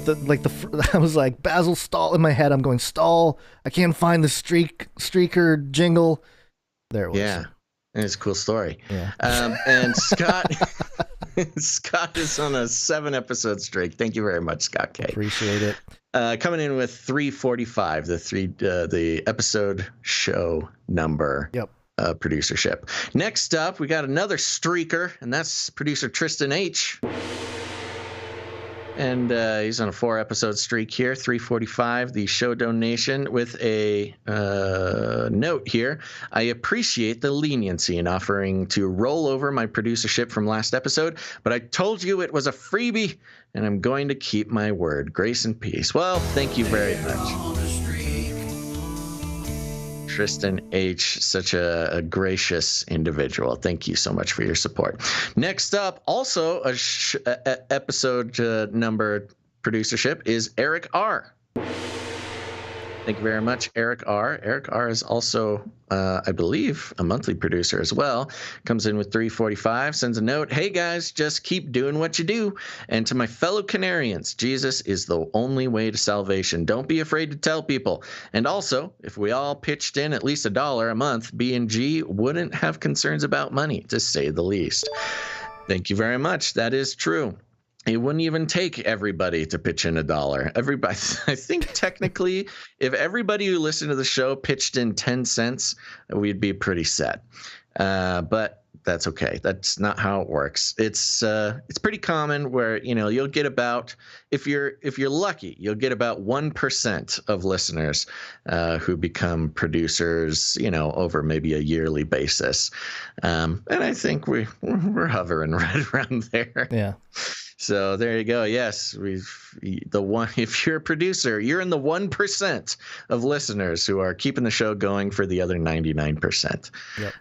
There's more analysis to go there, but not going to bother. Okay. Next up, who's next?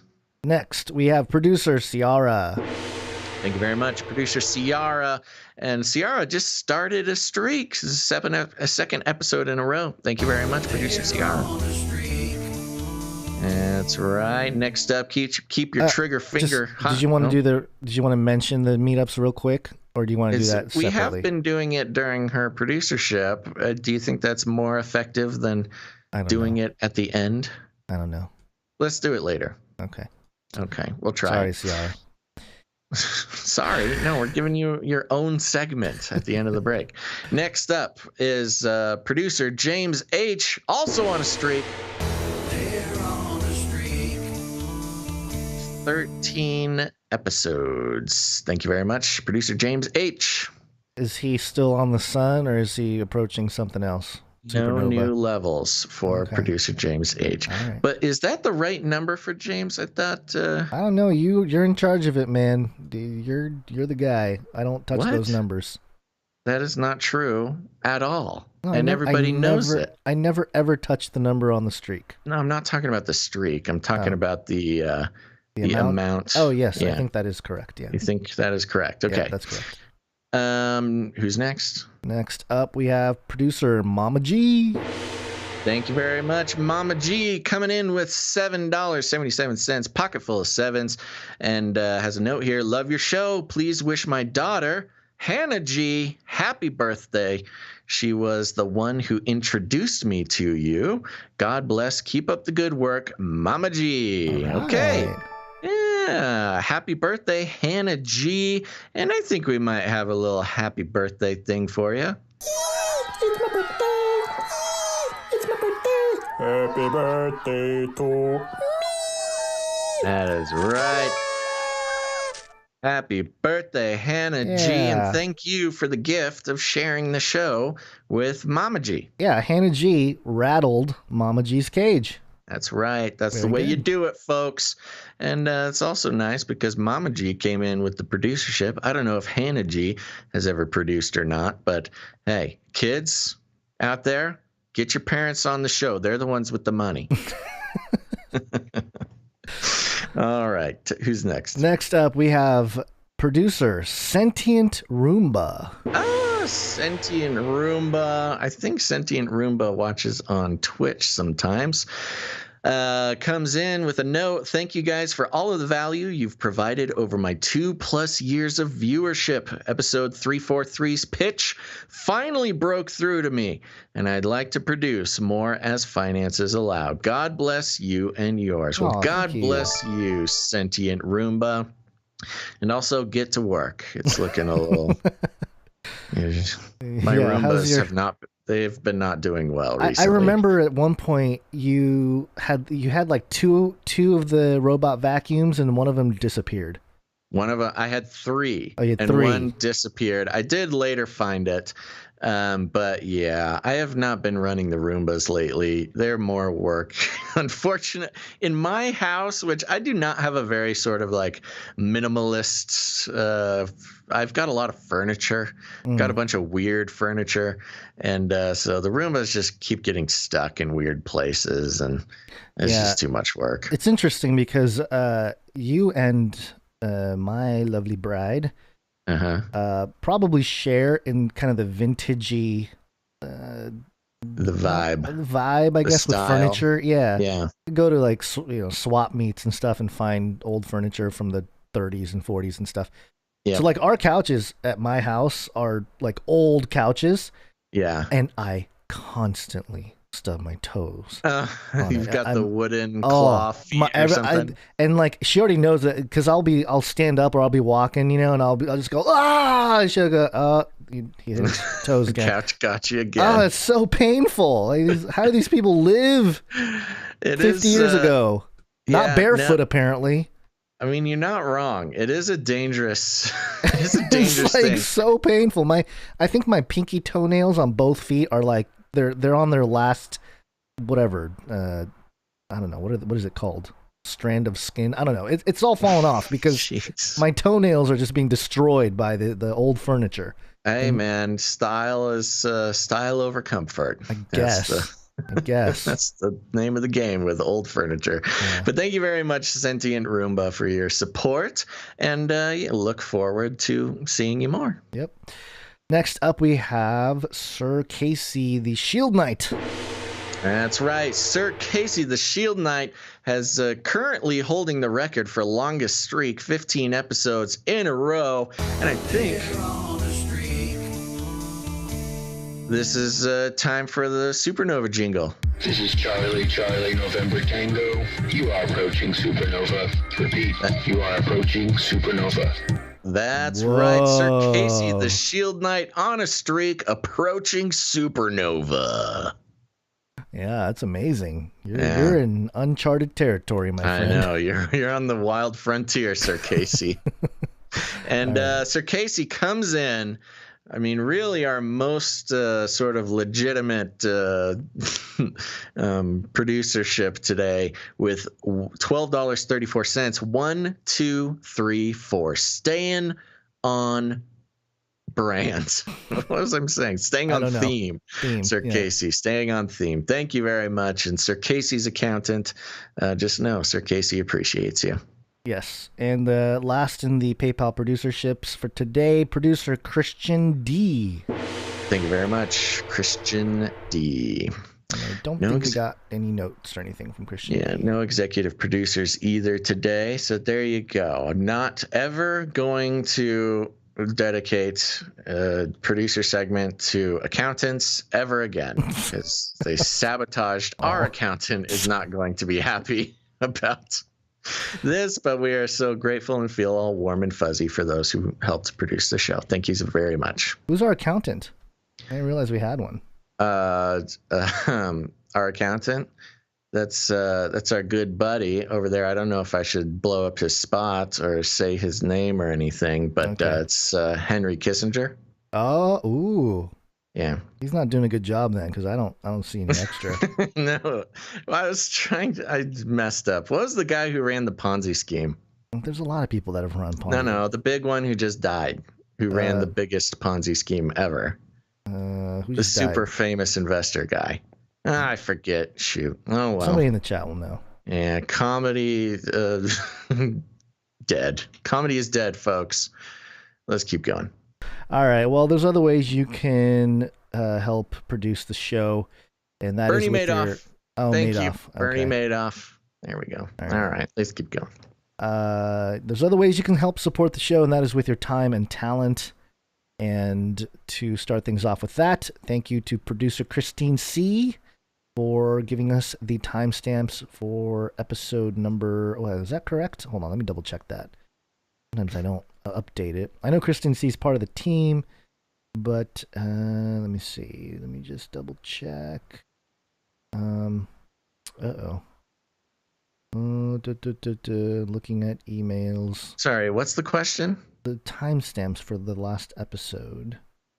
I think it was Jade Bouncerson for the last episode. Okay. Yeah, it was. All right. Sorry about that. Well, thank you, Christine C, for doing it over time. But yeah, last episode it was Jade Bouncerson who did the timestamps. So thank you. And also, you can support the show producerships with your talent. And well, we did get a jingle-ish, so we'll play the jingle. We have a new jingle. Never cry new stuff. And it is a piece of music video from producer Christopher H.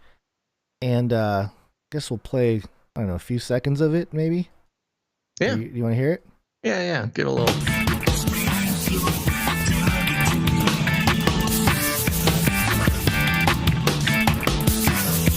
Funky.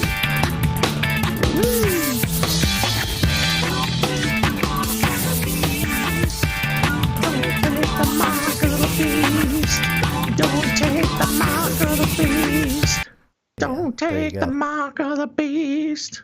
Very nice. Thank you very much, producer Christopher H, for that. I think that was quite long. Isn't the full thing? It's like 4 minutes, yeah. 3:58. Okay, a little long, but we might play some segments of it during the mixtape section. Yeah, we'll ISO out some stuff moving forward here. Very good. Yep, so thank you for that. And we're going to move on to some artwork. One art, please. And first and foremost, we have an art from producer Ali. One art, please. Another one from Ali now. Here it is. Okay, we're going to get into Ali's art real quick. I am seeing the list of art you have, Guns. I believe the last one, that's for the producer logo that it is, but it isn't. Okay. Well, here we go. Thank you very much, producer Ali. That's Gazel and Bonds in the chat here. Another beautiful pencil rendering here. And what am I looking at, Gons? You are looking at Take Me Home Country Road playing softly in the background, so imagine that. Cletus Jr. done got himself a jab and another shotgun for the rack in his pickup truck. And this is it's him there, Cletus Jr. with a jab in his arm, and then he's got his shotgun. The needle still hanging off the arm there. That's great. And it was in reference to a story that was linked to us from Yahoo. West Virginia to give away guns as vaccine lottery prizes. What? Really? Yeah. I can't believe we didn't read this on the show. I didn't see it. Yeah. West Virginia. See, now they're catching on. Now they're really getting it. West Virginia will give away guns, trucks, and cash to incentivize state residents to get vaccinated against COVID-19. Wow. Governor Jim Justice announced Tuesday. Wow. Drawing for a new vaccine incentive lottery program will run from Father's Day on June 20th to August 4th. During the first drawing on Father's Day, the state plans to give away 5 custom hunting rifles and 5 custom hunting shotguns. Justice said West Virginia will also give out 2 brand new custom outfitted trucks and 5 lifetime hunting and fishing licenses. Oh, this is sounding pretty good. I don't know. This is the first time I'm like, ooh, that's kind of nice. But then I'm like, oh, Jam. For a certain type of person, a lifetime hunting license is a pretty valuable thing. I'm wondering if this is kind of their way, lifetime, but then what if the people that get the jab all keel over in like 2 or 3 years? Is that part of the deal? Maybe they it's when everybody turns into zombies after getting the jab, then you can hunt the zombies. Okay, and you can fish them too? Yes, once we fall into the post-apocalyptic zombie massacre, then you'll be able to legally shoot as many zombies as you want. Or fish them out of the lake. There's more here. Vaccinated residents stand to win one of 25 getaways to the state's park. The initial drawing will also include 2 4-year scholarships to any state educational institution for winners between the ages of 12 and 25. The state will also give away $1 million grand prize. Eat your heart out, Ohio. These guys in West Virginia are doing it right. All residents who receive their first dose of a COVID-19 vaccine, as well as residents who have already been vaccinated, will be eligible to win, the governor said. Okay. That'll be interesting. Now, one thing about this, and you mentioned it right at the end, and they always kind of sneak it in, is if you've already gotten your jab, you can register to win. And that's where the real sort of cynical part about this is you are voluntarily registering yourself in a database of vaccinated people. It's this little trick that they're playing because technically you're not legally allowed to make a database based on people's medical records, but they're getting around this by tricking people into joining the database for a shot at this raffle, which is sort of the most disgusting part about what they're doing. They don't know. People don't know that they are putting themselves in a database. Yeah, absolutely. And this this article states that the lottery won't happen until after Father's Day, and so I'm just putting it out there now that if there is a Cletus Jr. who actually wins a gun or like any of these things from the West Virginia lottery, the jab lottery, I will expose producer Allie as being a time traveler. Oh, and it will be I think possible. She'll dox herself. She's saying too much. So are you threatening our good friend Allie? No, it's not a threat. Maybe a little sounds bit. like a threat. Maybe a little bit of a threat. Don't worry. If she's a time traveler, if she's Allie. not a time traveler, then we're all good. Us time travelers, we gotta stick up for each other. So don't worry, Allie. Oh, great. I'll be outnumbered. Yeah. And out-timed. All right. Thank you for that, producer Ali. Really appreciate it. And it's a good way to get us to read articles that we missed, just good job. Yeah, this extra content there right in the middle of the art section. Well, but that's kind of the point with the break, too, is people don't realize that there is content here that's being, the producer is giving content in various ways. So it's not just us being like, oh. Again, another symptom of advertising culture. It is. You gotta get to the point. You gotta skip over the things that aren't the sort of essential boiled down entertainment value.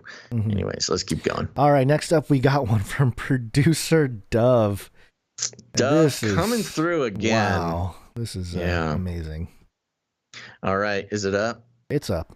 It's up. Here we go. Producer Dove coming in with just a beautiful piece. It is, it's Dr. Fauci riding on a unicorn with a ribbon in the unicorn's mouth saying, "Science is truth." I was waiting for the jingle there, but science is truth. Sorry, I had to change palettes there. Sorry, it's a.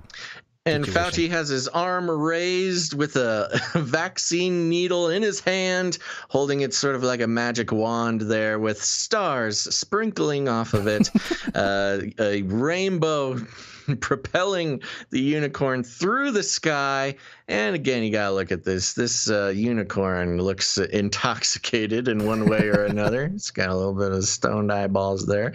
But yes, Anthony Fauci riding his unicorn in a majestic leap through the air. That's right. Yeah, spreading the joy of his vaccinated magic there. I wonder if Dove knew that today would be a very Fauci-centric show, number one. Maybe. Probably, spiritually speaking, maybe not like consciously. But also the rainbow that the unicorn is emitting, I guess, as part of the whole, LGBTQPPY month that we're in. Yeah, and did you notice all the big corporations change their logos and everything to comply to the It's the thing to do. Which is crazy because, like me personally, like when there's certain types of designs with the rainbow color, aesthetically I'm like, oh, that's kind of, it's a pretty thing. But it's just, I hate the fact that it has to like represent this other thing. I mean, I don't even mind that it represents something else. It's just sort of the virtue signaling is the gross that's what I'm part. saying. It's just economic, commercially motivated pandering. Mm-hmm. Like it's not to me. It doesn't even have to do with any of it, except for it's sort of infantilizing the public, which is just disgusting for economic purposes. I do want to give a shout out to Irish Guy 13 on YouTube in reference to this piece of art. Says, "Behold, a pale horse." Yeah. Exactly what God was describing. Also, Rockweiler. Unicorn probably tested positive. Who rode the pale horse? Was that Pestilence? I thought it was. It might have been. Let me look. Who knows? If it was Pestilence, that would. I think it's Death. Actually, I was going to say it was Death. I think it's just Death. Good enough. Just quick note here from Dove explaining it. I made this illustration of Daddy Fauci saddled up on a unicorn. He, of course, was able to tame the notoriously wild beast. I made them flying through the air, spreading vax cheer throughout the land in the midst of a leap that could truly only be described using one word: majestic. Keep doing what you guys do, and I'll keep praying for yins. Thank you very much, producer Dove. Appreciate it. Yep, it was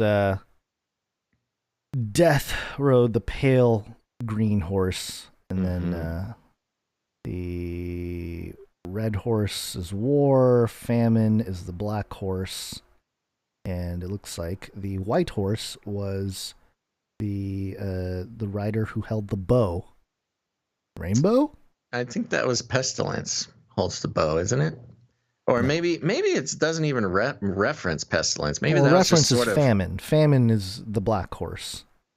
Yeah. There's not like a direct Pestilence, but you know what? I'm thinking now that I'm not going to get into it now, but I actually we may have had this conversation either on air or not, and we we looked into the Pestilence rider thing. And it turns out, I believe we discovered it was completely sort of made up and added, especially propagated because of Neil Gaiman, I want to say, in Good Omens. Oh. Yeah, I kind of remember having that. It was a while ago, wasn't it? Yeah, I think it was sort of added in there. I could be wrong. It's been a while since we talked about this. The pestilence thing is mentioned in prophetic passages. Luke 21 talks about it. There's famines and pestilence and echoes Matthew 24 and stuff like that. So yeah, it's not. But I think it was sort of just applied to the rider with a bow. Because he didn't necessarily have a name. Isn't he just referenced as the rider with a bow? Yeah, rider with he's the first horseman of the four horsemen. Right. Okay. Well, there's your theology lesson. There you go. More content, baby. All right. Next up, we have one from producer Josiah. And this one is a globe Earth with a bird. I guess it's a canary. Ooh, triggered. Yeah, I know. And the caption is, "Under the all-seeing eye of the Canary." Dun, dun, dun. The Canary Illuminati. Yeah. I did sort of notice that the eyeball of the canary is superimposed over the Germany region. I don't know if that was on purpose or not, but that is the seat of the EU. I don't know. Maybe sending a message. Yeah. What if we are in charge of the EU guns and we didn't know about it? That would explain a lot. That would explain the wild dreams I've been having. Subliminal messaging. All right. And then lastly, we have one here from producer Christine C. And this will also launch into the producers competition thing here. Yes. And this is a logo. Let me make it fit so people can see here. It's a producer family break out of the cage. And it has 2 Corinthians 9:7. Each one must give as he has decided in his heart, not reluctantly or under compulsion, for Yahweh loves a cheerful giver. Mm-hmm. And she gave this with a note, and she says, on Wednesday, I misunderstood and thought that the contest was for a producer logo. Now I know it's Producer, but I figured I'd still like to share this, even though it's not for the contest. Anyways, I'm going to explain the art. So here's the art. Bottom right, pink canary is Allie drawing her bat and pangolin going on a journey. Zoom in, you'll see it. So let's take a zoom in. I see it. Oh, yeah. A bat and pangolin. That's right. Mm-hmm. And then on the, where was I? Okay. Bottom left, brown canary is part of the prayer group and is taking time to pray. Okay, producer. Good. Yeah, canaries praying. Top left, purple canary is all those that contribute to the show with timestamps, jingles, sending in articles. I like the bandana. Yeah. Look. Good look. And then the top right, orange, blue, maroon canaries are all those that give financially. They're holding gift-wrapped boxes of money topped with a red bow. So there you go. Beautiful. Yeah. That's great. Nice. Thank you very much. Yeah, this is wonderful. And it is a good representation of exactly how this show works in the volume for volume. The value for value model, which is, it's not just Gonz and I sitting here doing everything. We got people all over the world, literally all over the world, internationally producing the show in tons of different ways. The artists, the producers, timestampers, creative people, the prayer group, and those who support financially, all working together to make the show work. And we're very grateful. And this is awesome. Thank you very much. Who made this one? Christine C. Christine C. does timestamps for us too. Yeah, so. Thank you very much, producer Christine C. Appreciate Putting it. in the work, Christine. Oh yeah.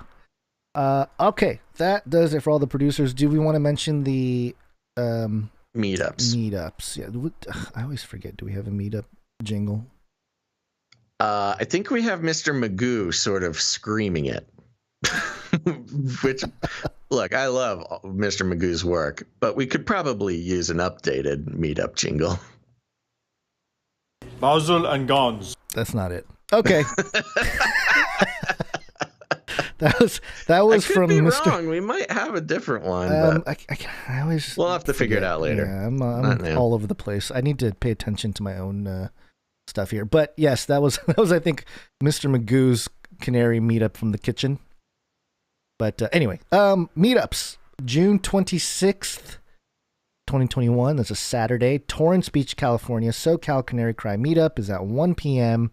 Definitely email ciaralauren93@gmail.com to RSVP. That's CIARALAUREN93@gmail.com. And this one, I will try to be at this one. So I'm not going to make any promises yet. But the plan is to be there or me to show up. So. Somebody in the chat is saying B-Dubs made us a meetup jingle. Oh, yeah. See, I think I knew we had one. All wait, B-Dub Canary meetup. It's not showing up. Oh, here it is.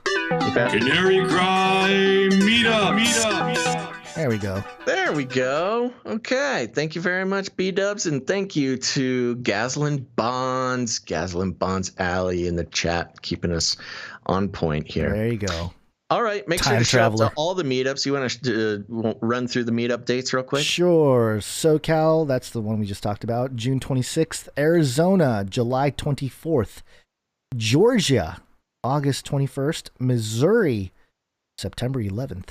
And Ohio, October 30th. Wow, there's one every month until October. This is crazy. Wonderful. I don't know how producer Ciara is. What is she like?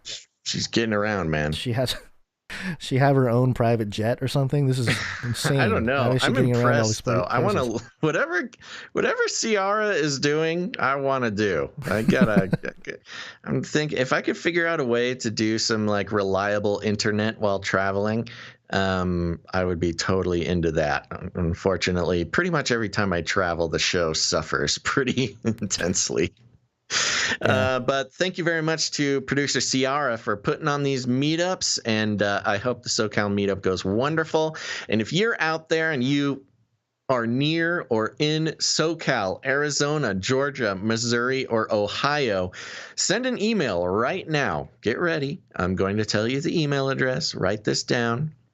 The email address is ciaralauren93@gmail.com. That's spelled CIA. You know, like the CIA, CIARALAUREN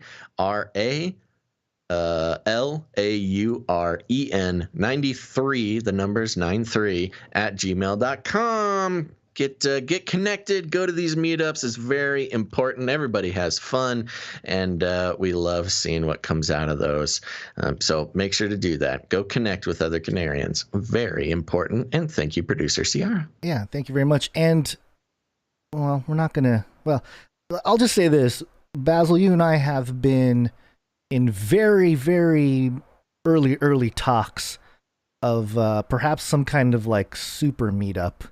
That would be very cool. We need to do some demographic work to figure out exactly what. To be clear, we have been in super early talks about some sort of meetup for about 8 years. So true. Nobody should be getting super excited, but I think it's okay to throw out there, like, you know, now that the world is would allow it, we are kind of playing around with the idea of doing, you know, live in-person shows. I think that would be fun. We don't really know what that looks like and how that would even be resourced or where would be the best place to do that or any details, but we have been sort of talking about that again, as we do about every year since 2012.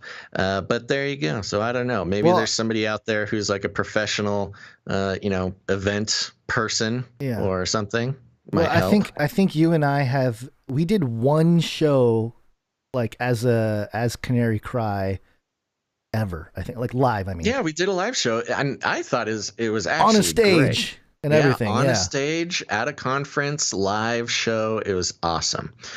And we've always wanted to do it ever since, but it just hasn't worked. Yeah. More like we haven't put in the actual work that it takes. How would the chat work? We just tell people to just chat, you know? And then I think the best way to do that would be at an existing conference. Yeah. And that's a little tough because, there's some great people putting on some great conferences, but You know, putting on a conference is a risky proposition financially. And so you kind of just lock in what you know will work. And doing live podcast episodes in the way that we envision it is sort of kind of an experimental idea that we have not necessarily had a lot of enthusiasm about, except for that one time. But, you know, I don't know, man. The world is changing. Culture is changing. The ideas of what a conference is going to be changing. I don't know. We might get in contact with some conference people that we know. That would be cool. And it was probably a groundswell of grassroots enthusiasm about that idea might help us out. So we'll keep everybody posted. Yeah. Yeah, some people saying no live chat. And you know, we can have the live chat scrolling on the screen depending on what kind of there's a whole thing. Don't worry, we're thinking about the details, folks. And it I think it would be awesome. I think the thing with doing it at a conference would be that it's already sort of got tons of people who would be interested in that, instead of you and I trying to pull, you know, a number of people together for the event. We just need a really, really big name attraction to give like a keynote to attract. Get Alex Jones to come out. Gosh. Have Alex Jones open up for us. Maybe not Alex Jones. Or maybe we could just say, you know, Alex Jones, come up here we just need you to say like, I don't know, 3 words, you know. We were made by the aliens. More than 3 there. We just want you to do that. He can just be our jingle. We don't want him to give a whole speech or nothing like that. We just will prompt you, we'll poke you with a stick every time we want you to say something. That's fine. Yeah, we can do that. That sounds good. Maybe we just need to team up with a bunch of other podcasters and we can do a live podcast festival. Ooh, Podfest. Yeah. Sounds like a good time. Yeah, get a whole bunch of weirdo podcasters like us and just have a couple days of live podcasts all day. That sounds way more like a festival. Yeah, podcast festival. Yeah. Okay, cool. Well, anyway, I just want to throw that out there because it's a cool idea, but there's a lot of logistics involved that, you know, it takes a lot more. Just putting it out there. Yeah. Putting it out there. Yes, how we start with these things. Yeah. Okay. Anything else? That's it. Let's go back. Let's go back. We need to do things on time here. What time is it? It's wake up time. Hey, yo, wake up. Oh my gosh, what time is it? This Pacific time counter is in military time. It's on my clock. It says it's $1:35. So okay, all right, we're doing okay. Let's cruise through this though. It's Latin for many. Tick. Now suck your blood. Politics. We will launch a new age. That's right, folks. It's time to launch that new age promised by President Trump, coming from dailymail.co.uk. A lot of Daily Mail today, but you know what? Sometimes Daily Mail, it just has what we're looking for. Well, it's only 2. It's not that many. I mean, sure. 2. This headline says Trump, quote, is telling people he will be reinstated as president by August. In giant capital letters. Yes, there's the Q thing. But notice how it says Trump, quote, is telling people he will be reinstated as president by August, as if the quote is somebody talking about Trump telling people something. So we'll see. After Mike Flynn called for a Myanmar-style coup to replace Biden. What a jam-packed article we have here. And it reads like this. Former President Donald Trump is telling people that he will be reinstated as president by August, according to a report after his original national security advisor, Michael Flynn, said a Myanmar-style coup should happen. Ugh. The New York Times' Maggie Haberman commented Tuesday on a CNN story that showed Trump supporters expressing support for a Myanmar-style coup to bring Trump back. That is super, so removed, very meta. So hold on, let's New York again, because you can Times. just read through this and just keep going. But listen to what actually is being reported here. The New York Times' Maggie Haberman commented Tuesday on a CNN story that showed Trump supporters expressing support for a military-style coup to bring Trump back. So we have a reporter commenting on a report from a different place about something that was said in a different event. This is some crazy Inception stuff here. This is just ridiculous. Turtles all the way down, baby. Quote, Trump has been telling a number of people he's in contact with that he expects he will get reinstated by August.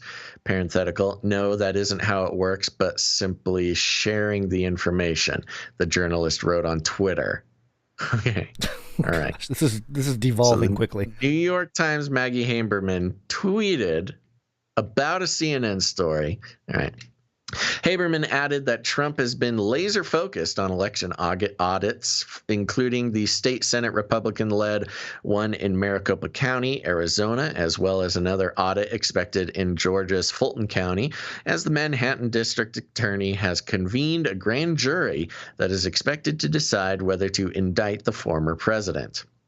There's Maggie Haberman's tweet. There's Maggie Haberman's other tweet. There's her other one. Trump lost legal protections afforded to the president once he left the White House in January. He's continued to falsely push that he didn't lose the 2020 race to President Joe Biden. Supporters have glommed onto that message, with a number of Trump fans sporting Trump won flags at a large boat parade in Florida over Memorial Day weekend. And some of his allies have given Trump's most vehement supporters false hope that he could be reinstated. Over the weekend, lawyer Sidney Powell told an audience in Dallas that Trump could be back. Wow, look at the picture of this boat parade. Yeah, this is crazy. We need some boat owners are Trump supporters. I was gonna say, we need some Canary Cry enthusiasm here. Yeah, get a Canary Cry flag in there. We got America flag, Trump flag. Which reminds me, when we did our conference. Okay, this is just a side story. Okay, oh my gosh, we did our conference. This is 2014 in Dublin, Ohio, and we ordered a bunch of stuff. We ordered like a banner. Oh yeah, and. I don't know if you've ever seen Spinal Tap, where they order like this. I can't remember what it was, like a cave or like it was like an egg. Was it? No, it wasn't an egg. It was like a pillar. It was a Stonehenge. So Stonehenge. Yeah. And so like the details were written on like a napkin, and instead of feet, they put inches. Yeah. So when it came down from the ceiling, it was this like tiny little thing that came down. It was supposed to be this giant Stonehenge. Yeah. Similar thing happened with us, where we ordered what we thought was this giant drama. Yeah, there's a lot of drama about this banner because we were getting it shipped to the venue and it didn't show up the first day, and we're waiting and we're calling the company and we're tracking the package and we're all set up. We got our booth set up and everything, and it finally comes and it shows up. We're about to open this 7-foot banner, Canary Cry Radio banner that we ordered. And it was so tiny. It was this little tiny. It was so small. It looked ridiculous. It was like an 8x11. It was like the size of 2 sheets of printer paper taped together, just hanging off the. It looked completely ridiculous. It was disappointing. That was one of those classic moments that we. Yeah, what is this? A banner for ants? Anyway, sorry for the side note there. Clearly, the Trump supporters have the right, flag makers. Yeah, to make sure they get big flags. This is crazy. This is like huge flags. This doesn't even look safe. Look at these boats all like on top of each other with the flags. It is not safe. No, this is not safe. Okay, continuing. Quote, it should be that he can simply be reinstated, that a new inauguration day is set, she said to Cheers, and Biden is told to move out of the White House and President Trump should be moved back in. Powell is known for spreading a number of conspiracy theories to Trump supporters about the 2020 race. The Washington Examiner's Byron York shared Powell's comments, and Haberman's tweet speculated there could be problems for Trump if the former president brought reinstatement up publicly. Trump is expected to start holding rallies this month, including in the swing states of Florida, Georgia, Ohio, and North Carolina. Did you know that? Did you know he was expected to start holding rallies? I had heard some stuff. I didn't Has he officially said he wants to run? I don't know. He hasn't officially said, but he hasn't officially ruled it out either. Yeah. But also, where's his social media platform? Wasn't that supposed to be out by now, or is that July? Is it going to be a big July 4th? No, it was supposed to be out, but who knows? I don't know. Whatever. Quote, if Trump brings this up in public, will likely increase number of Republicans who say they are ready to move on, York said. Flynn was forced to backtrack on comments he made at the same Dallas conference Powell appeared at this weekend. The retired general, who briefly served as national security advisors under Trump, made the comment in response to a question from an audience member at a conference organized by supporters of the QAnon conspiracy in Dallas, Texas. The man said he was a simple Marine and asked why what happened in Myanmar can't happen here. There's no reason, Flynn responded as the audience cheered. I mean, it should happen. That's right. Response to the exchange was furious, with some calling for his court-martial. On Monday, Flynn issued a frantic backtrack in a post on messaging app Telegram. He wrote, quote, let me be very clear. There is no reason whatsoever for any coup in America, and I do not and have not at any time called for any action of that sort.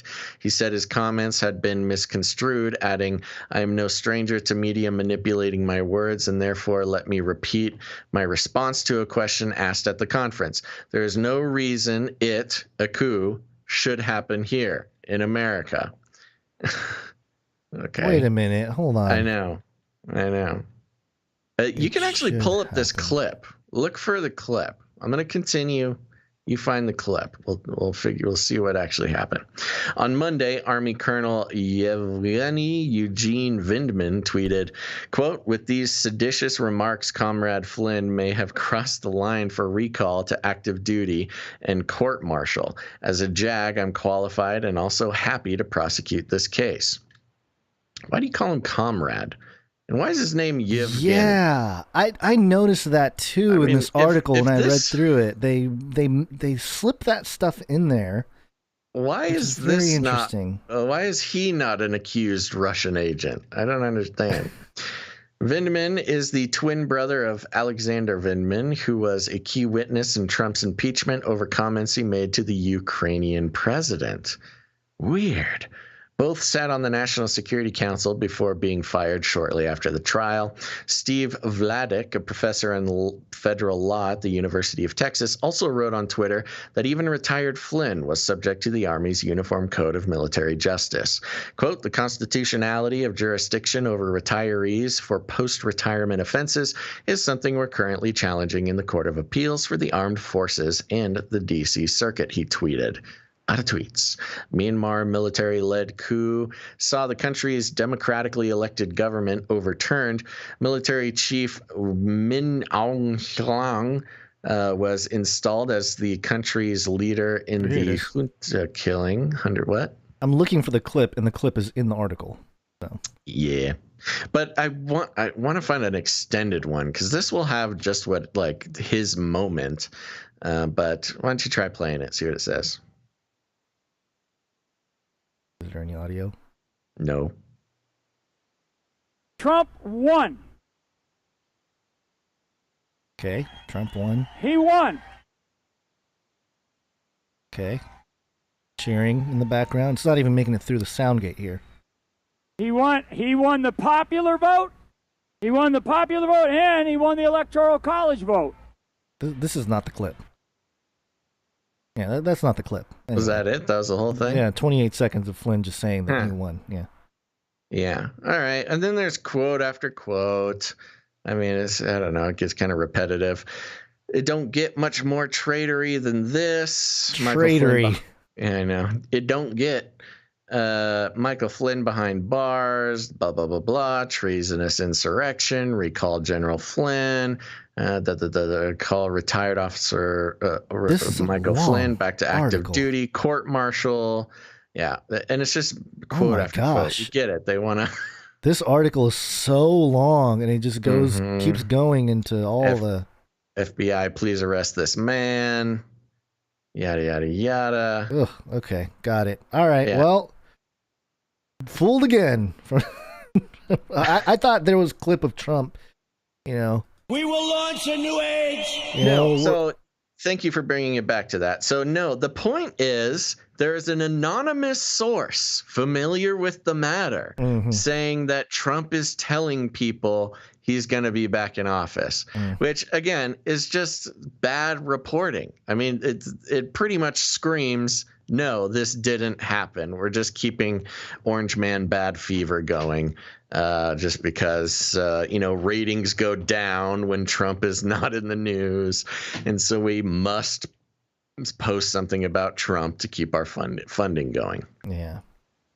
Well, not surprising. I'm going to drop that story that we had here. Let's just wrap it up with the beast system. We got a couple things to address there. Speaking of the beast system, beast system.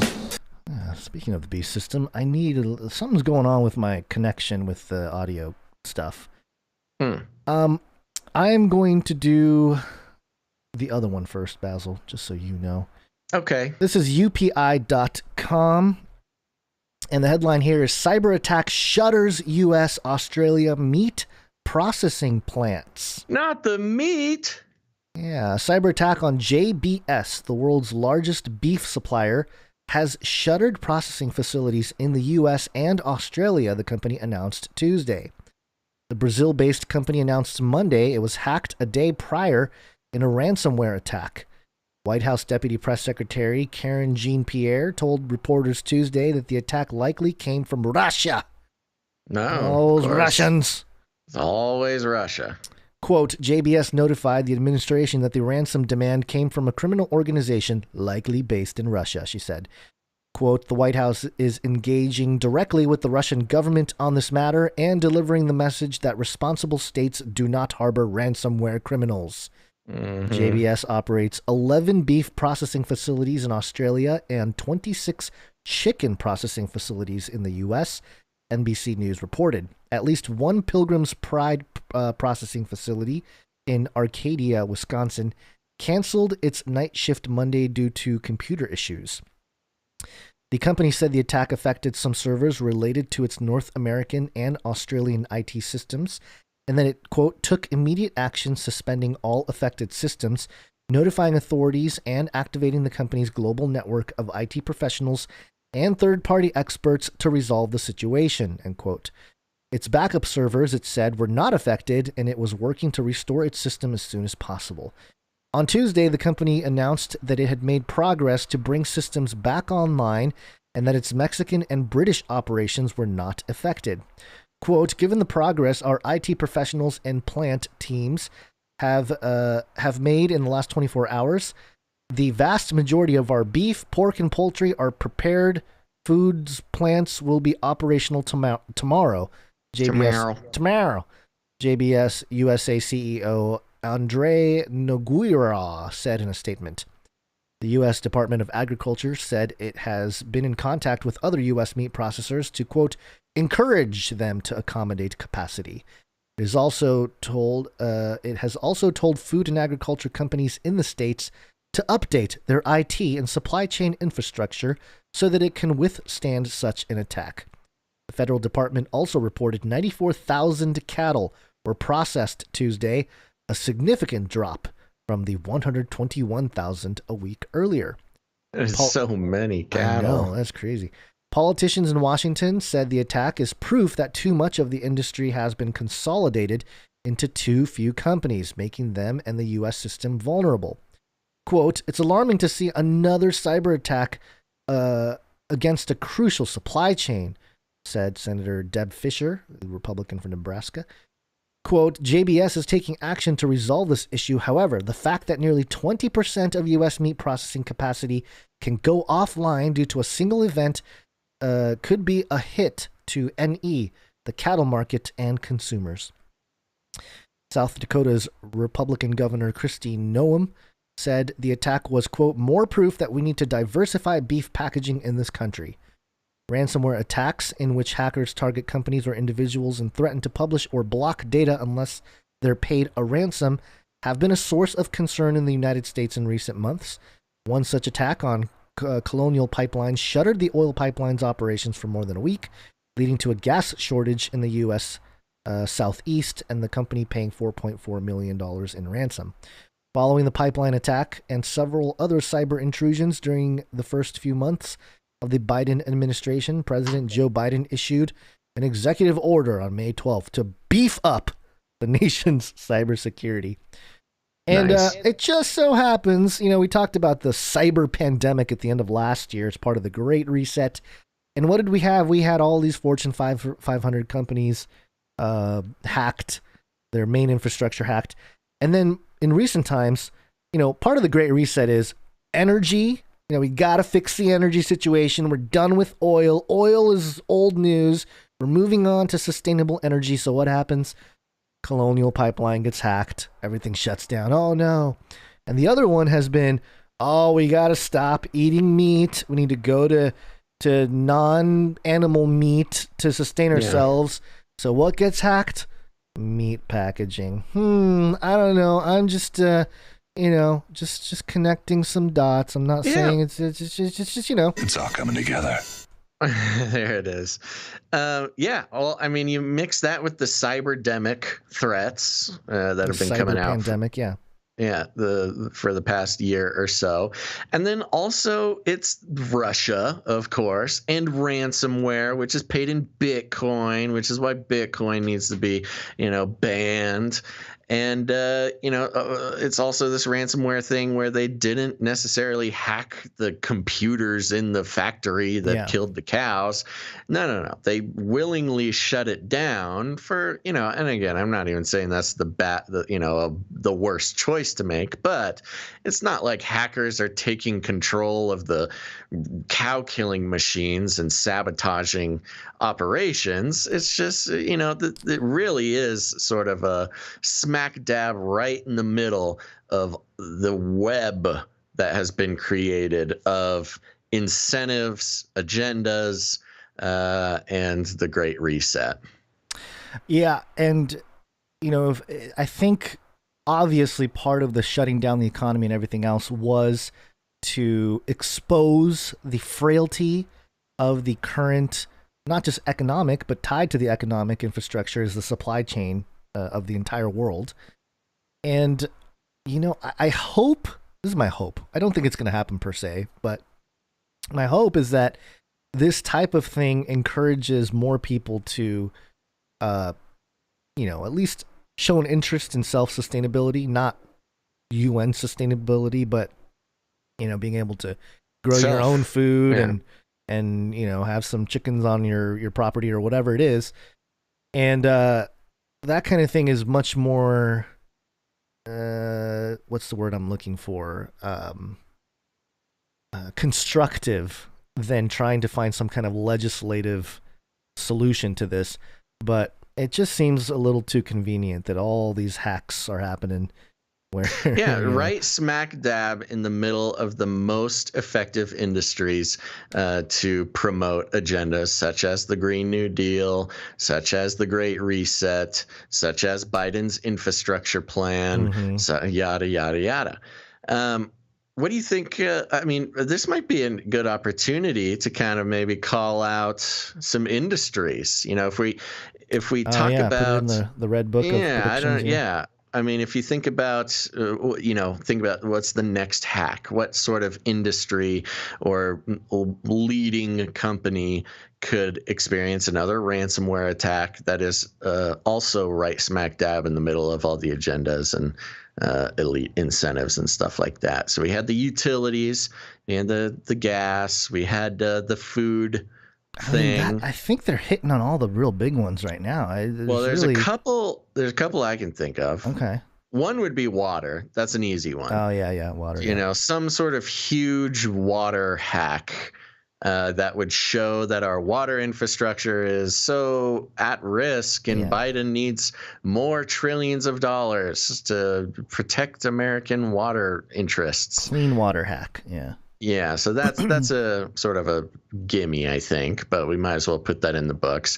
Dento Bean on Twitch had an interesting call Let me see if I can actually find it. Maybe I lost it. Who knows? See if I can get the actual thing. What about something like... Oh, there it is. Real quick, Dystopian says some sort of homeowner infrastructure will be hacked because we can't own anything. That would probably look like a couple of things. It could be some sort of government database system that holds like deeds and stuff like that. What is the actual word for it? I forget. Or some sort of, real estate system or maybe a banking system, like an escrow, something or other. I don't know. Banking hacks are not so new. That one might be a little bit more intense. Like a true banking hack would, like a real big one would be. Yeah, something on like a lender, lending database or lending service, or maybe like what is Rocket Mortgage? Get your mortgage online. Rocket Mortgage goes down, so you scare people out of buying homes, something like that. Yeah, I think they're trying to destroy home ownership in other ways, but that would be a really doing a good job. I'm thinking commodities, Yeah, and just like just various items. What about coffee? Is there some kind of a cyber thing that can affect the supply of coffee? It seems like everything that's but it gone has to digital. Fit in. It has to fit in with the Green New Deal or the infrastructure thing. Yeah. You know what I mean? Like, what's another?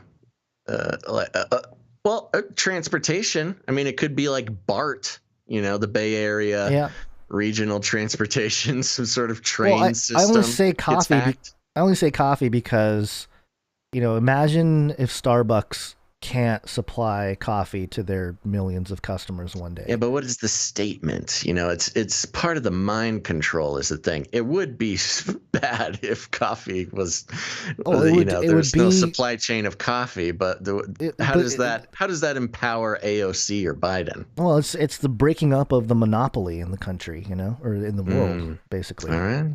Okay. I don't know. I'm just thinking. I'm spitballing. I don't know exactly for sure. We're just coming up with some different ideas here. But what else? When it comes to didn't Tyson Tyson had that rooster problem. Yeah, that was like its own thing. Roosters weren't hatching any chickens. Yeah. Well, I think they're already on top of it. If you look at some of their documentation. I mean, they've pretty much covered, it's still kind of early, I think, because, we've, like oil and stuff. I know gas prices have gone up and stuff like that, but we haven't had like this crazy, let's just put it this way. We haven't had a sort of toilet paper craze for like meat and chicken and stuff like that yet. I think it's coming for sure. But and the other part of it is just and again they already did it in Texas and stuff, but just shutting down the electricity. This power grid stuff is just so ripe, especially across the United States, where so much of the infrastructure is just kind of it was built up without much planning. It was kind of like on the fly building across the country. You know what else? Sewer. Some sort of massive sewer treatment hack where the sewer treatment facilities have to shut down for a week and nobody can use their toilets. Oh, no. Yeah, hit them where it hurts, baby. Then you can have the COVID sewer surveillance team come around. Yeah. Collect everybody's refuse. Oh, my gosh. And then we would be... that would be devastating. Yeah. That would get a lot of people. That would break the will of the American people. Yeah, it would. It truly would. I'm getting defeated just thinking about it. I'm like, oh. Whatever $10 trillion Biden wants to print up to fix the sewer problem, there would be no argument from anybody. Yeah, that makes me depressed to think about. It's not a good situation. Those sewer treatment plants are pretty like heavy duty, establishments. I mean, I can drive by one here within 10 miles of my house, and it is huge. It is a big operation, and pipes going everywhere. Everything's controlled by computers. Something goes wrong there, you reverse the flow. It's all over, baby.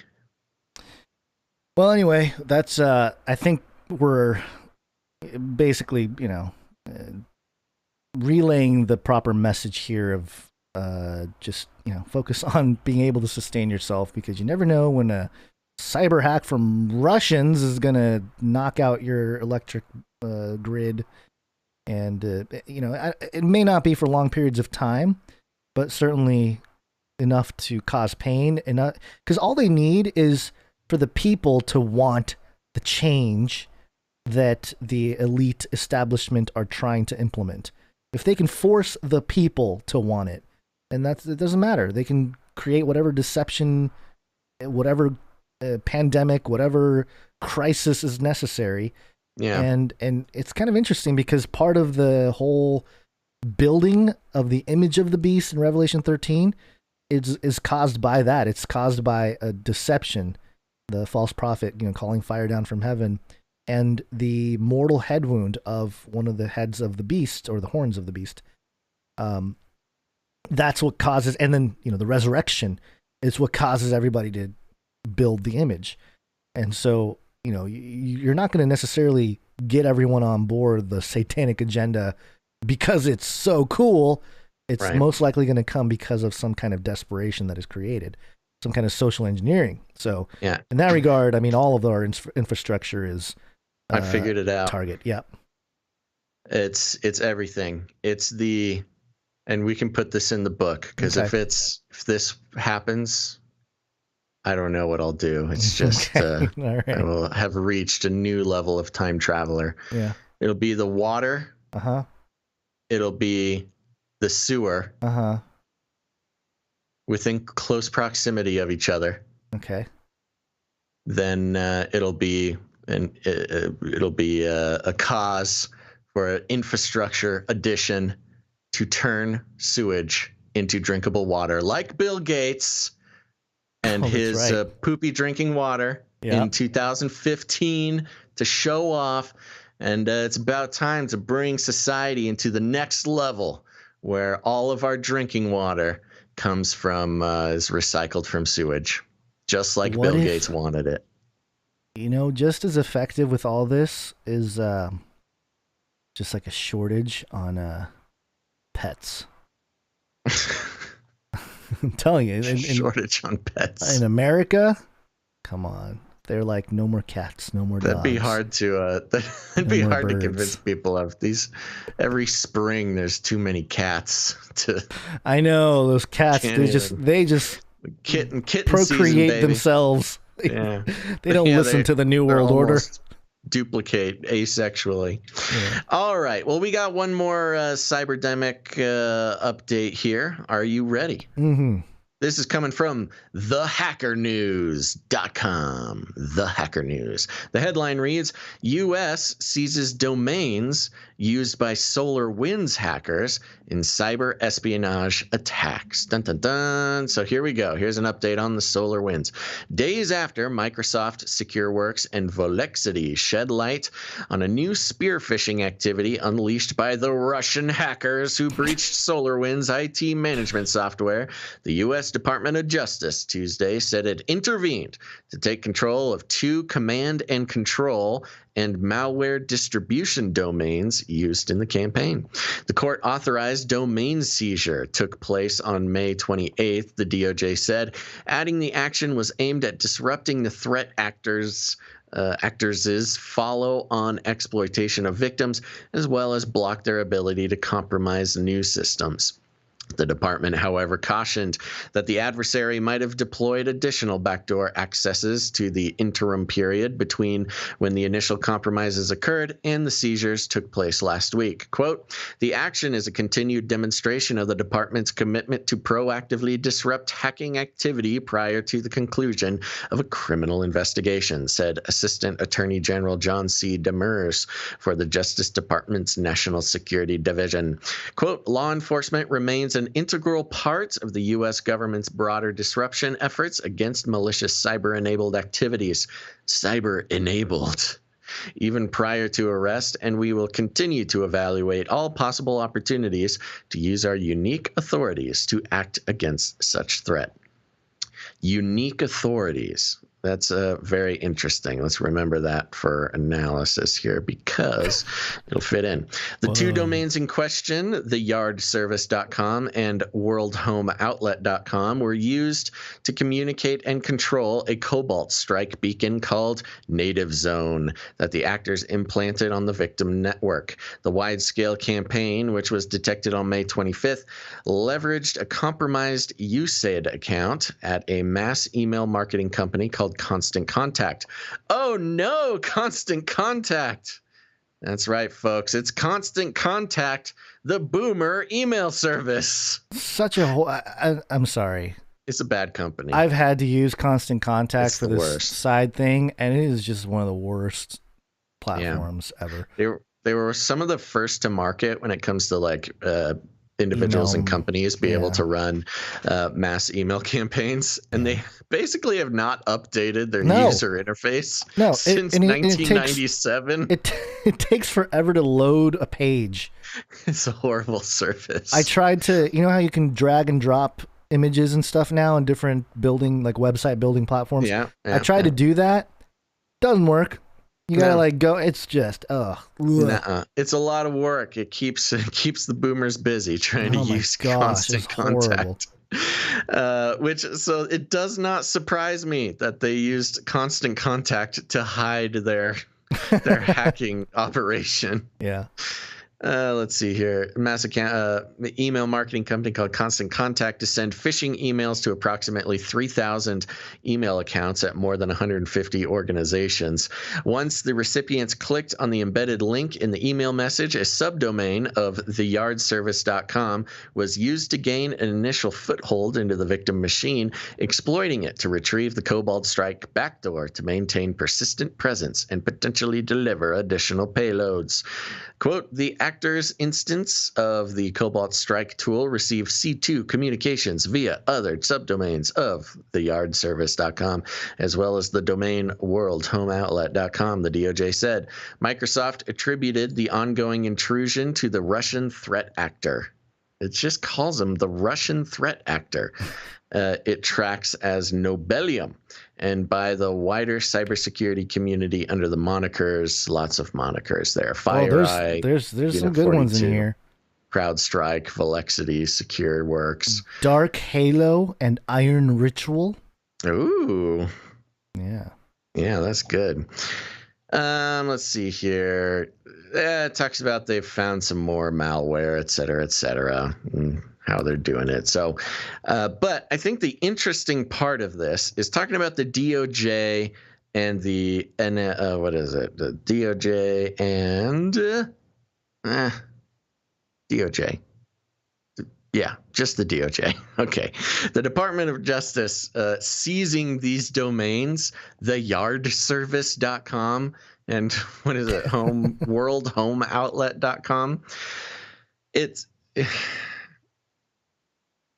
doesn't do anything. They haven't actually done anything. We have your domains now. We took down your domain. It's like, bro, a 12-year-old hacker can take someone's domain. Like, it's not that impressive. But what this is just the DOJ trying to prove that they're all savvy on the cybersecurity thing, that they're trying to threaten hackers by saying, well, we'll take your domain. Because, here's the thing. Yeah, maybe you took that domain, and in about 10 minutes, they can just spin up a new domain for $12 and load up their stuff to that. So taking control of these domains, while on one hand, I guess kind of sends a message like we're on to you. But not really. Not really at all. That's kind of like, getting slapped at a robot mech fight, by just what a regular metaphor. hand. I'm just saying, you got a robot mech, But on one hand, and then like somebody walking up, a human fighting slap. a robot mech, right? Yeah. Okay. Yeah. So I mean, it doesn't really do anything. This is just another example of a government agency sort of having to do something for sort justifying of PR. The tax dollars. Right. They need to justify their billions of dollars budget every year. They need to just show that they're doing something. They need the, SolarWinds. There's been no new news recently. This is the only news that's come out about it. And this tells me that they are completely at a loss for what to do about this threat. Well, I did think of another possible infrastructure that could be hacked pretty easily, and this isn't, I don't know how effective it would be in rural areas, but in cities, if they hacked the stoplight system, you can cause all kinds of death and destruction. But the stoplight system, okay, that's another good one. You can really cause some issues there. But you can only do it like once per intersection. Like once people crash into each other, that intersection goes offline basically, so you're not going to get other people driving through there. Right. But the other, get the whole system. Yeah. Well, yeah. If you get the whole system, then you got everybody thinking all lights are green, and you got issues. The other one, I found this article from 2016 from Sydney Morning Herald, 3 years ago, from hackable toilets to major infrastructure. Former MI5 boss warns of new terror frontier. Hackable toilets. I mean, I guess they were talking about it before we were, but yeah, it's possible. More proof. I mean, I don't know. My toilet isn't go offline digital. With your toilets, folks. I know. Yeah. Don't connect your toilet to Wi-Fi. It's a security threat. Yeah, okay, I need to get out. I gotta go. Oh, to the yes. DMV. Oh, time. I didn't even see the time. Yes. Yeah, it's okay. No, we're doing okay, but we do need to go. So there we go. That's it, folks, for this episode of Canary Cry News Talk. We'll be back on Friday. That is June 4th. That's right. Friday, June 4th. We'll be back here. So saddle up and take a majestic leap over to June 4th and catch the show. Thank you very much. And thank you to all of our producers of this episode of Canary Cry News Talk, episode 3, 4, 5. And in order of appearance, thank you to producers one Mac in Texas, producer Kathy G, Scott K, Tristan H, Eric R, Ciara, James H, Mama G, Sentient Roomba, Sir Casey the Shield Knight, and Christian D. And of course, a happy birthday to Hannah G over there. Yeah, and of course, thank you to Jade Bouncerson for our timestamps, and all of our artists and jingle makers and everybody who makes this show possible. You guys are the best. And if you want to be the best, also head on over to patreon.com/CCNT. Excuse me. Or even better, canarycryradio.com/support. canarycryradio.com/support. Oh gosh, I'm okay. I made it through. That's right. canarycryradio.com/support. Become a producer of the show and feel the weight, the burden lift off of your shoulders as the cold, unfeeling grasp of the advertising industry and its many tentacles into your life weakens at the spiritual implications of you disconnecting from the expectations that it's heralded over you for so long. That's right. Become a producer of the show. Take some ownership and some responsibility. Join the rebellion. And let's keep this show going, folks. We can only do it with your help. But if supporting the show financially is not in the cards for you, there's plenty of ways you can help the show. That includes creating jingles, creating art. If you're a creative person at all, create something based on the show. Maybe it's something we talk about. Maybe it's something, a theme that we track or an evil organization, whatever it is. Create some art and send it on in You can send that to canarycryradio at gmail.com if you like it easy, or canarycryradio at protonmail.com if you like to keep it secret. And here's a reminder, you only got about another day or so to email your Producer logo or coat of arms for the contest sponsored so generously by Paul Green, producer Paul Green, to you. But there will be 3 winners chosen. If you're one of these artists out there, create a logo for the Producers, either a logo or a coat of arms, something cool. Remember, it's Producers, P-R-A-Y, Deucers. And Paul G will be making producerships in your name. 3 of them, $100 for the first place, $50 for second, and $25 for third. I will say this to all creative people out there. We have gotten some entries, but if you aren't bothering because you maybe think that the competition is too stiff, you know, there's still room, folks. It's anybody's game. We got some great entries, but there is still room for more entries. So go ahead and send that in. Send that in preferably by Thursday, by tomorrow. And there you go. You could get some pretty decent producerships in your name. Get you one step closer to your Canary Cry knighthood. Oh, gosh. I'm starting to fall apart over here. But remember, you can produce the show in all sorts of ways, and that also includes ratings and reviews. If you have not done it, please go ahead and head on over to Apple Podcasts. If you have an iPhone, you have the app already automatically on your phone, or you can head to Apple Podcasts and search for Canary Cry News Talk and leave a rating and a review. It's very important that we have a nice, steady stream of those coming in, because it convinces the iTunes robots to promote the show on your behalf. It shows it to people who have never even heard of the show before, and it's a very important, very big part of how the show grows.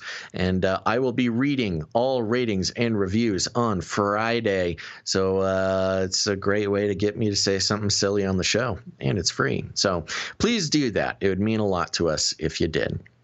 Thank you very much. And lastly, here's the thing, folks. You got friends, you got family, people in your life that are waking up to the fact that the world is not what it seems. Be like Hannah G, who told Mama G about the show, and there you go. It's a family affair, folks, and you can help them by sharing the show with them. Send them this episode, send a different episode, whatever the case may be. Just let people know about the show. You can also do it the easy way, putting it on your social media, things like that. We value that as well. And if you need any more instructions, here's what you do. We call it rattling cages. And you just walk right up to him. You grab him by the cage, and then you shake it. The end of the world occurred pretty much as we had predicted. I want to shake things up, stir up some controversy, rattle a few cages. Hey, stop that! Don't ever silence me. I'm the last angry man, a crusader for the little guy. Leave the bird alone. Never. Rattle a few cages. Rattle a few cages. The human race will have every opportunity to improve.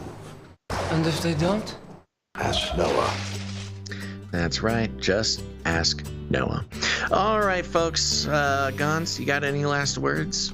Yeah, I'll do that. Sorry, I'm also tired. I'll give Psalm 25:5. Lead me in your truth and teach me, for you are the God of my salvation. On you I wait all the day. World is crazy, folks, but you know where we have solid ground. You don't need to worry too much about it. If you know Jesus. There you go. There we go. Amen. Thank you, everybody. Remember, we will be back on Friday the 4th. Make sure to turn on notifications. If you haven't done it yet, press like on this live video here. That's very helpful. And make sure to tune in next time. Oh, no. Thanks for listening to this episode of Canary Cry News Talk. Make sure to tune in next time. But until then, think outside the cage.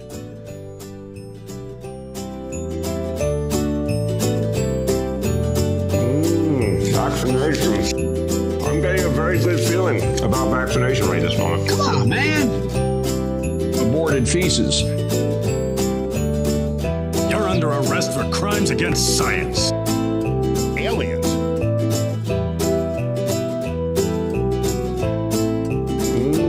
Vaccinations. Remember, reality is an illusion. The universe is a hologram. Buy gold. Buy! I wanna shake things up, shake things up. I wanna shake things up, shake things up. Leave the bird alone. I wanna stir up some controversy. I wanna rattle a few cages.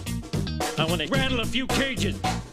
I'm the last angry man. You'll never silence me. I'm the last angry man. I'm the last angry man. You'll never silence me. I'm the last angry man. A crusader for the little guy. Little guy. Little guy. Well, we'll see about that. Whatever, Illuminati.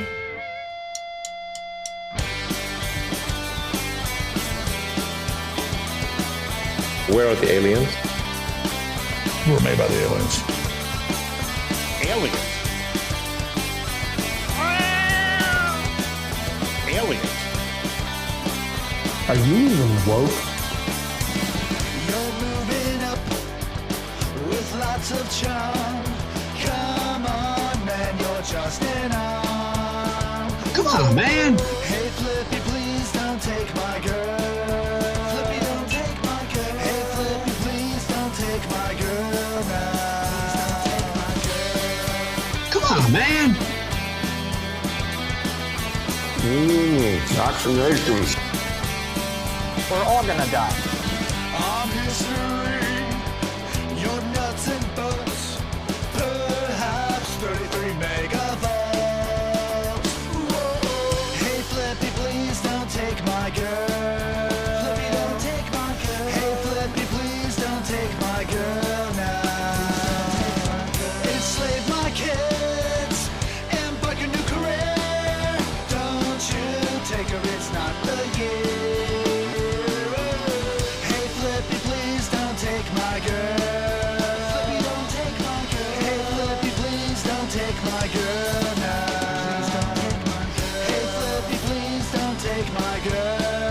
Flippy, don't take my girl. Hey, Flippy, please don't take my girl now.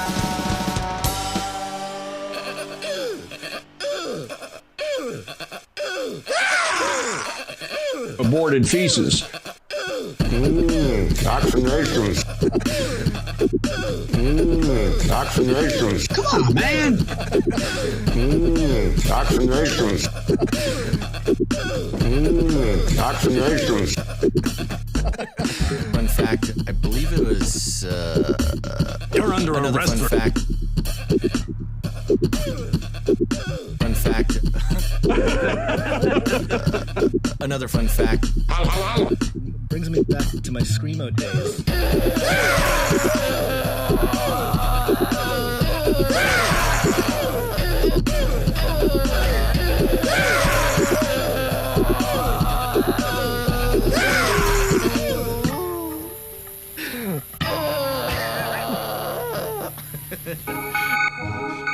In the future, humans will be confined in a people's zoo. People, I'll keep you safe and warm in my people's zoo.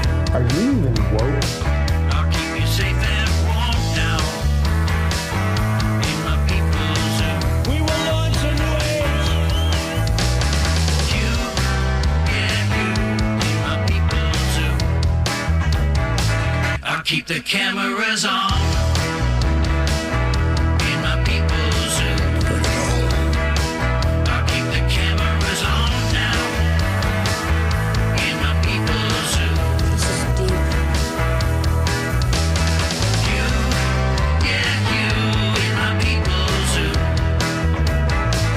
It's all coming together.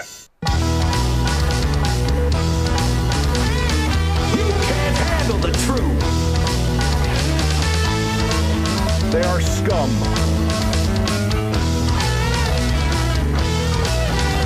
He's a Satanist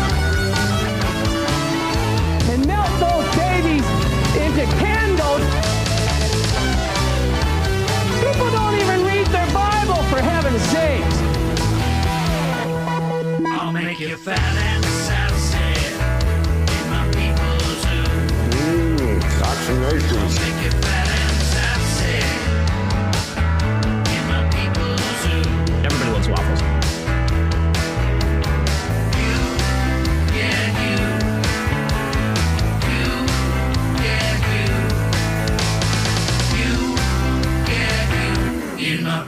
people's zoo. I'll keep you warm and safe in my people's zoo. We're all gonna die. Do not come back, you Nazi psychopaths.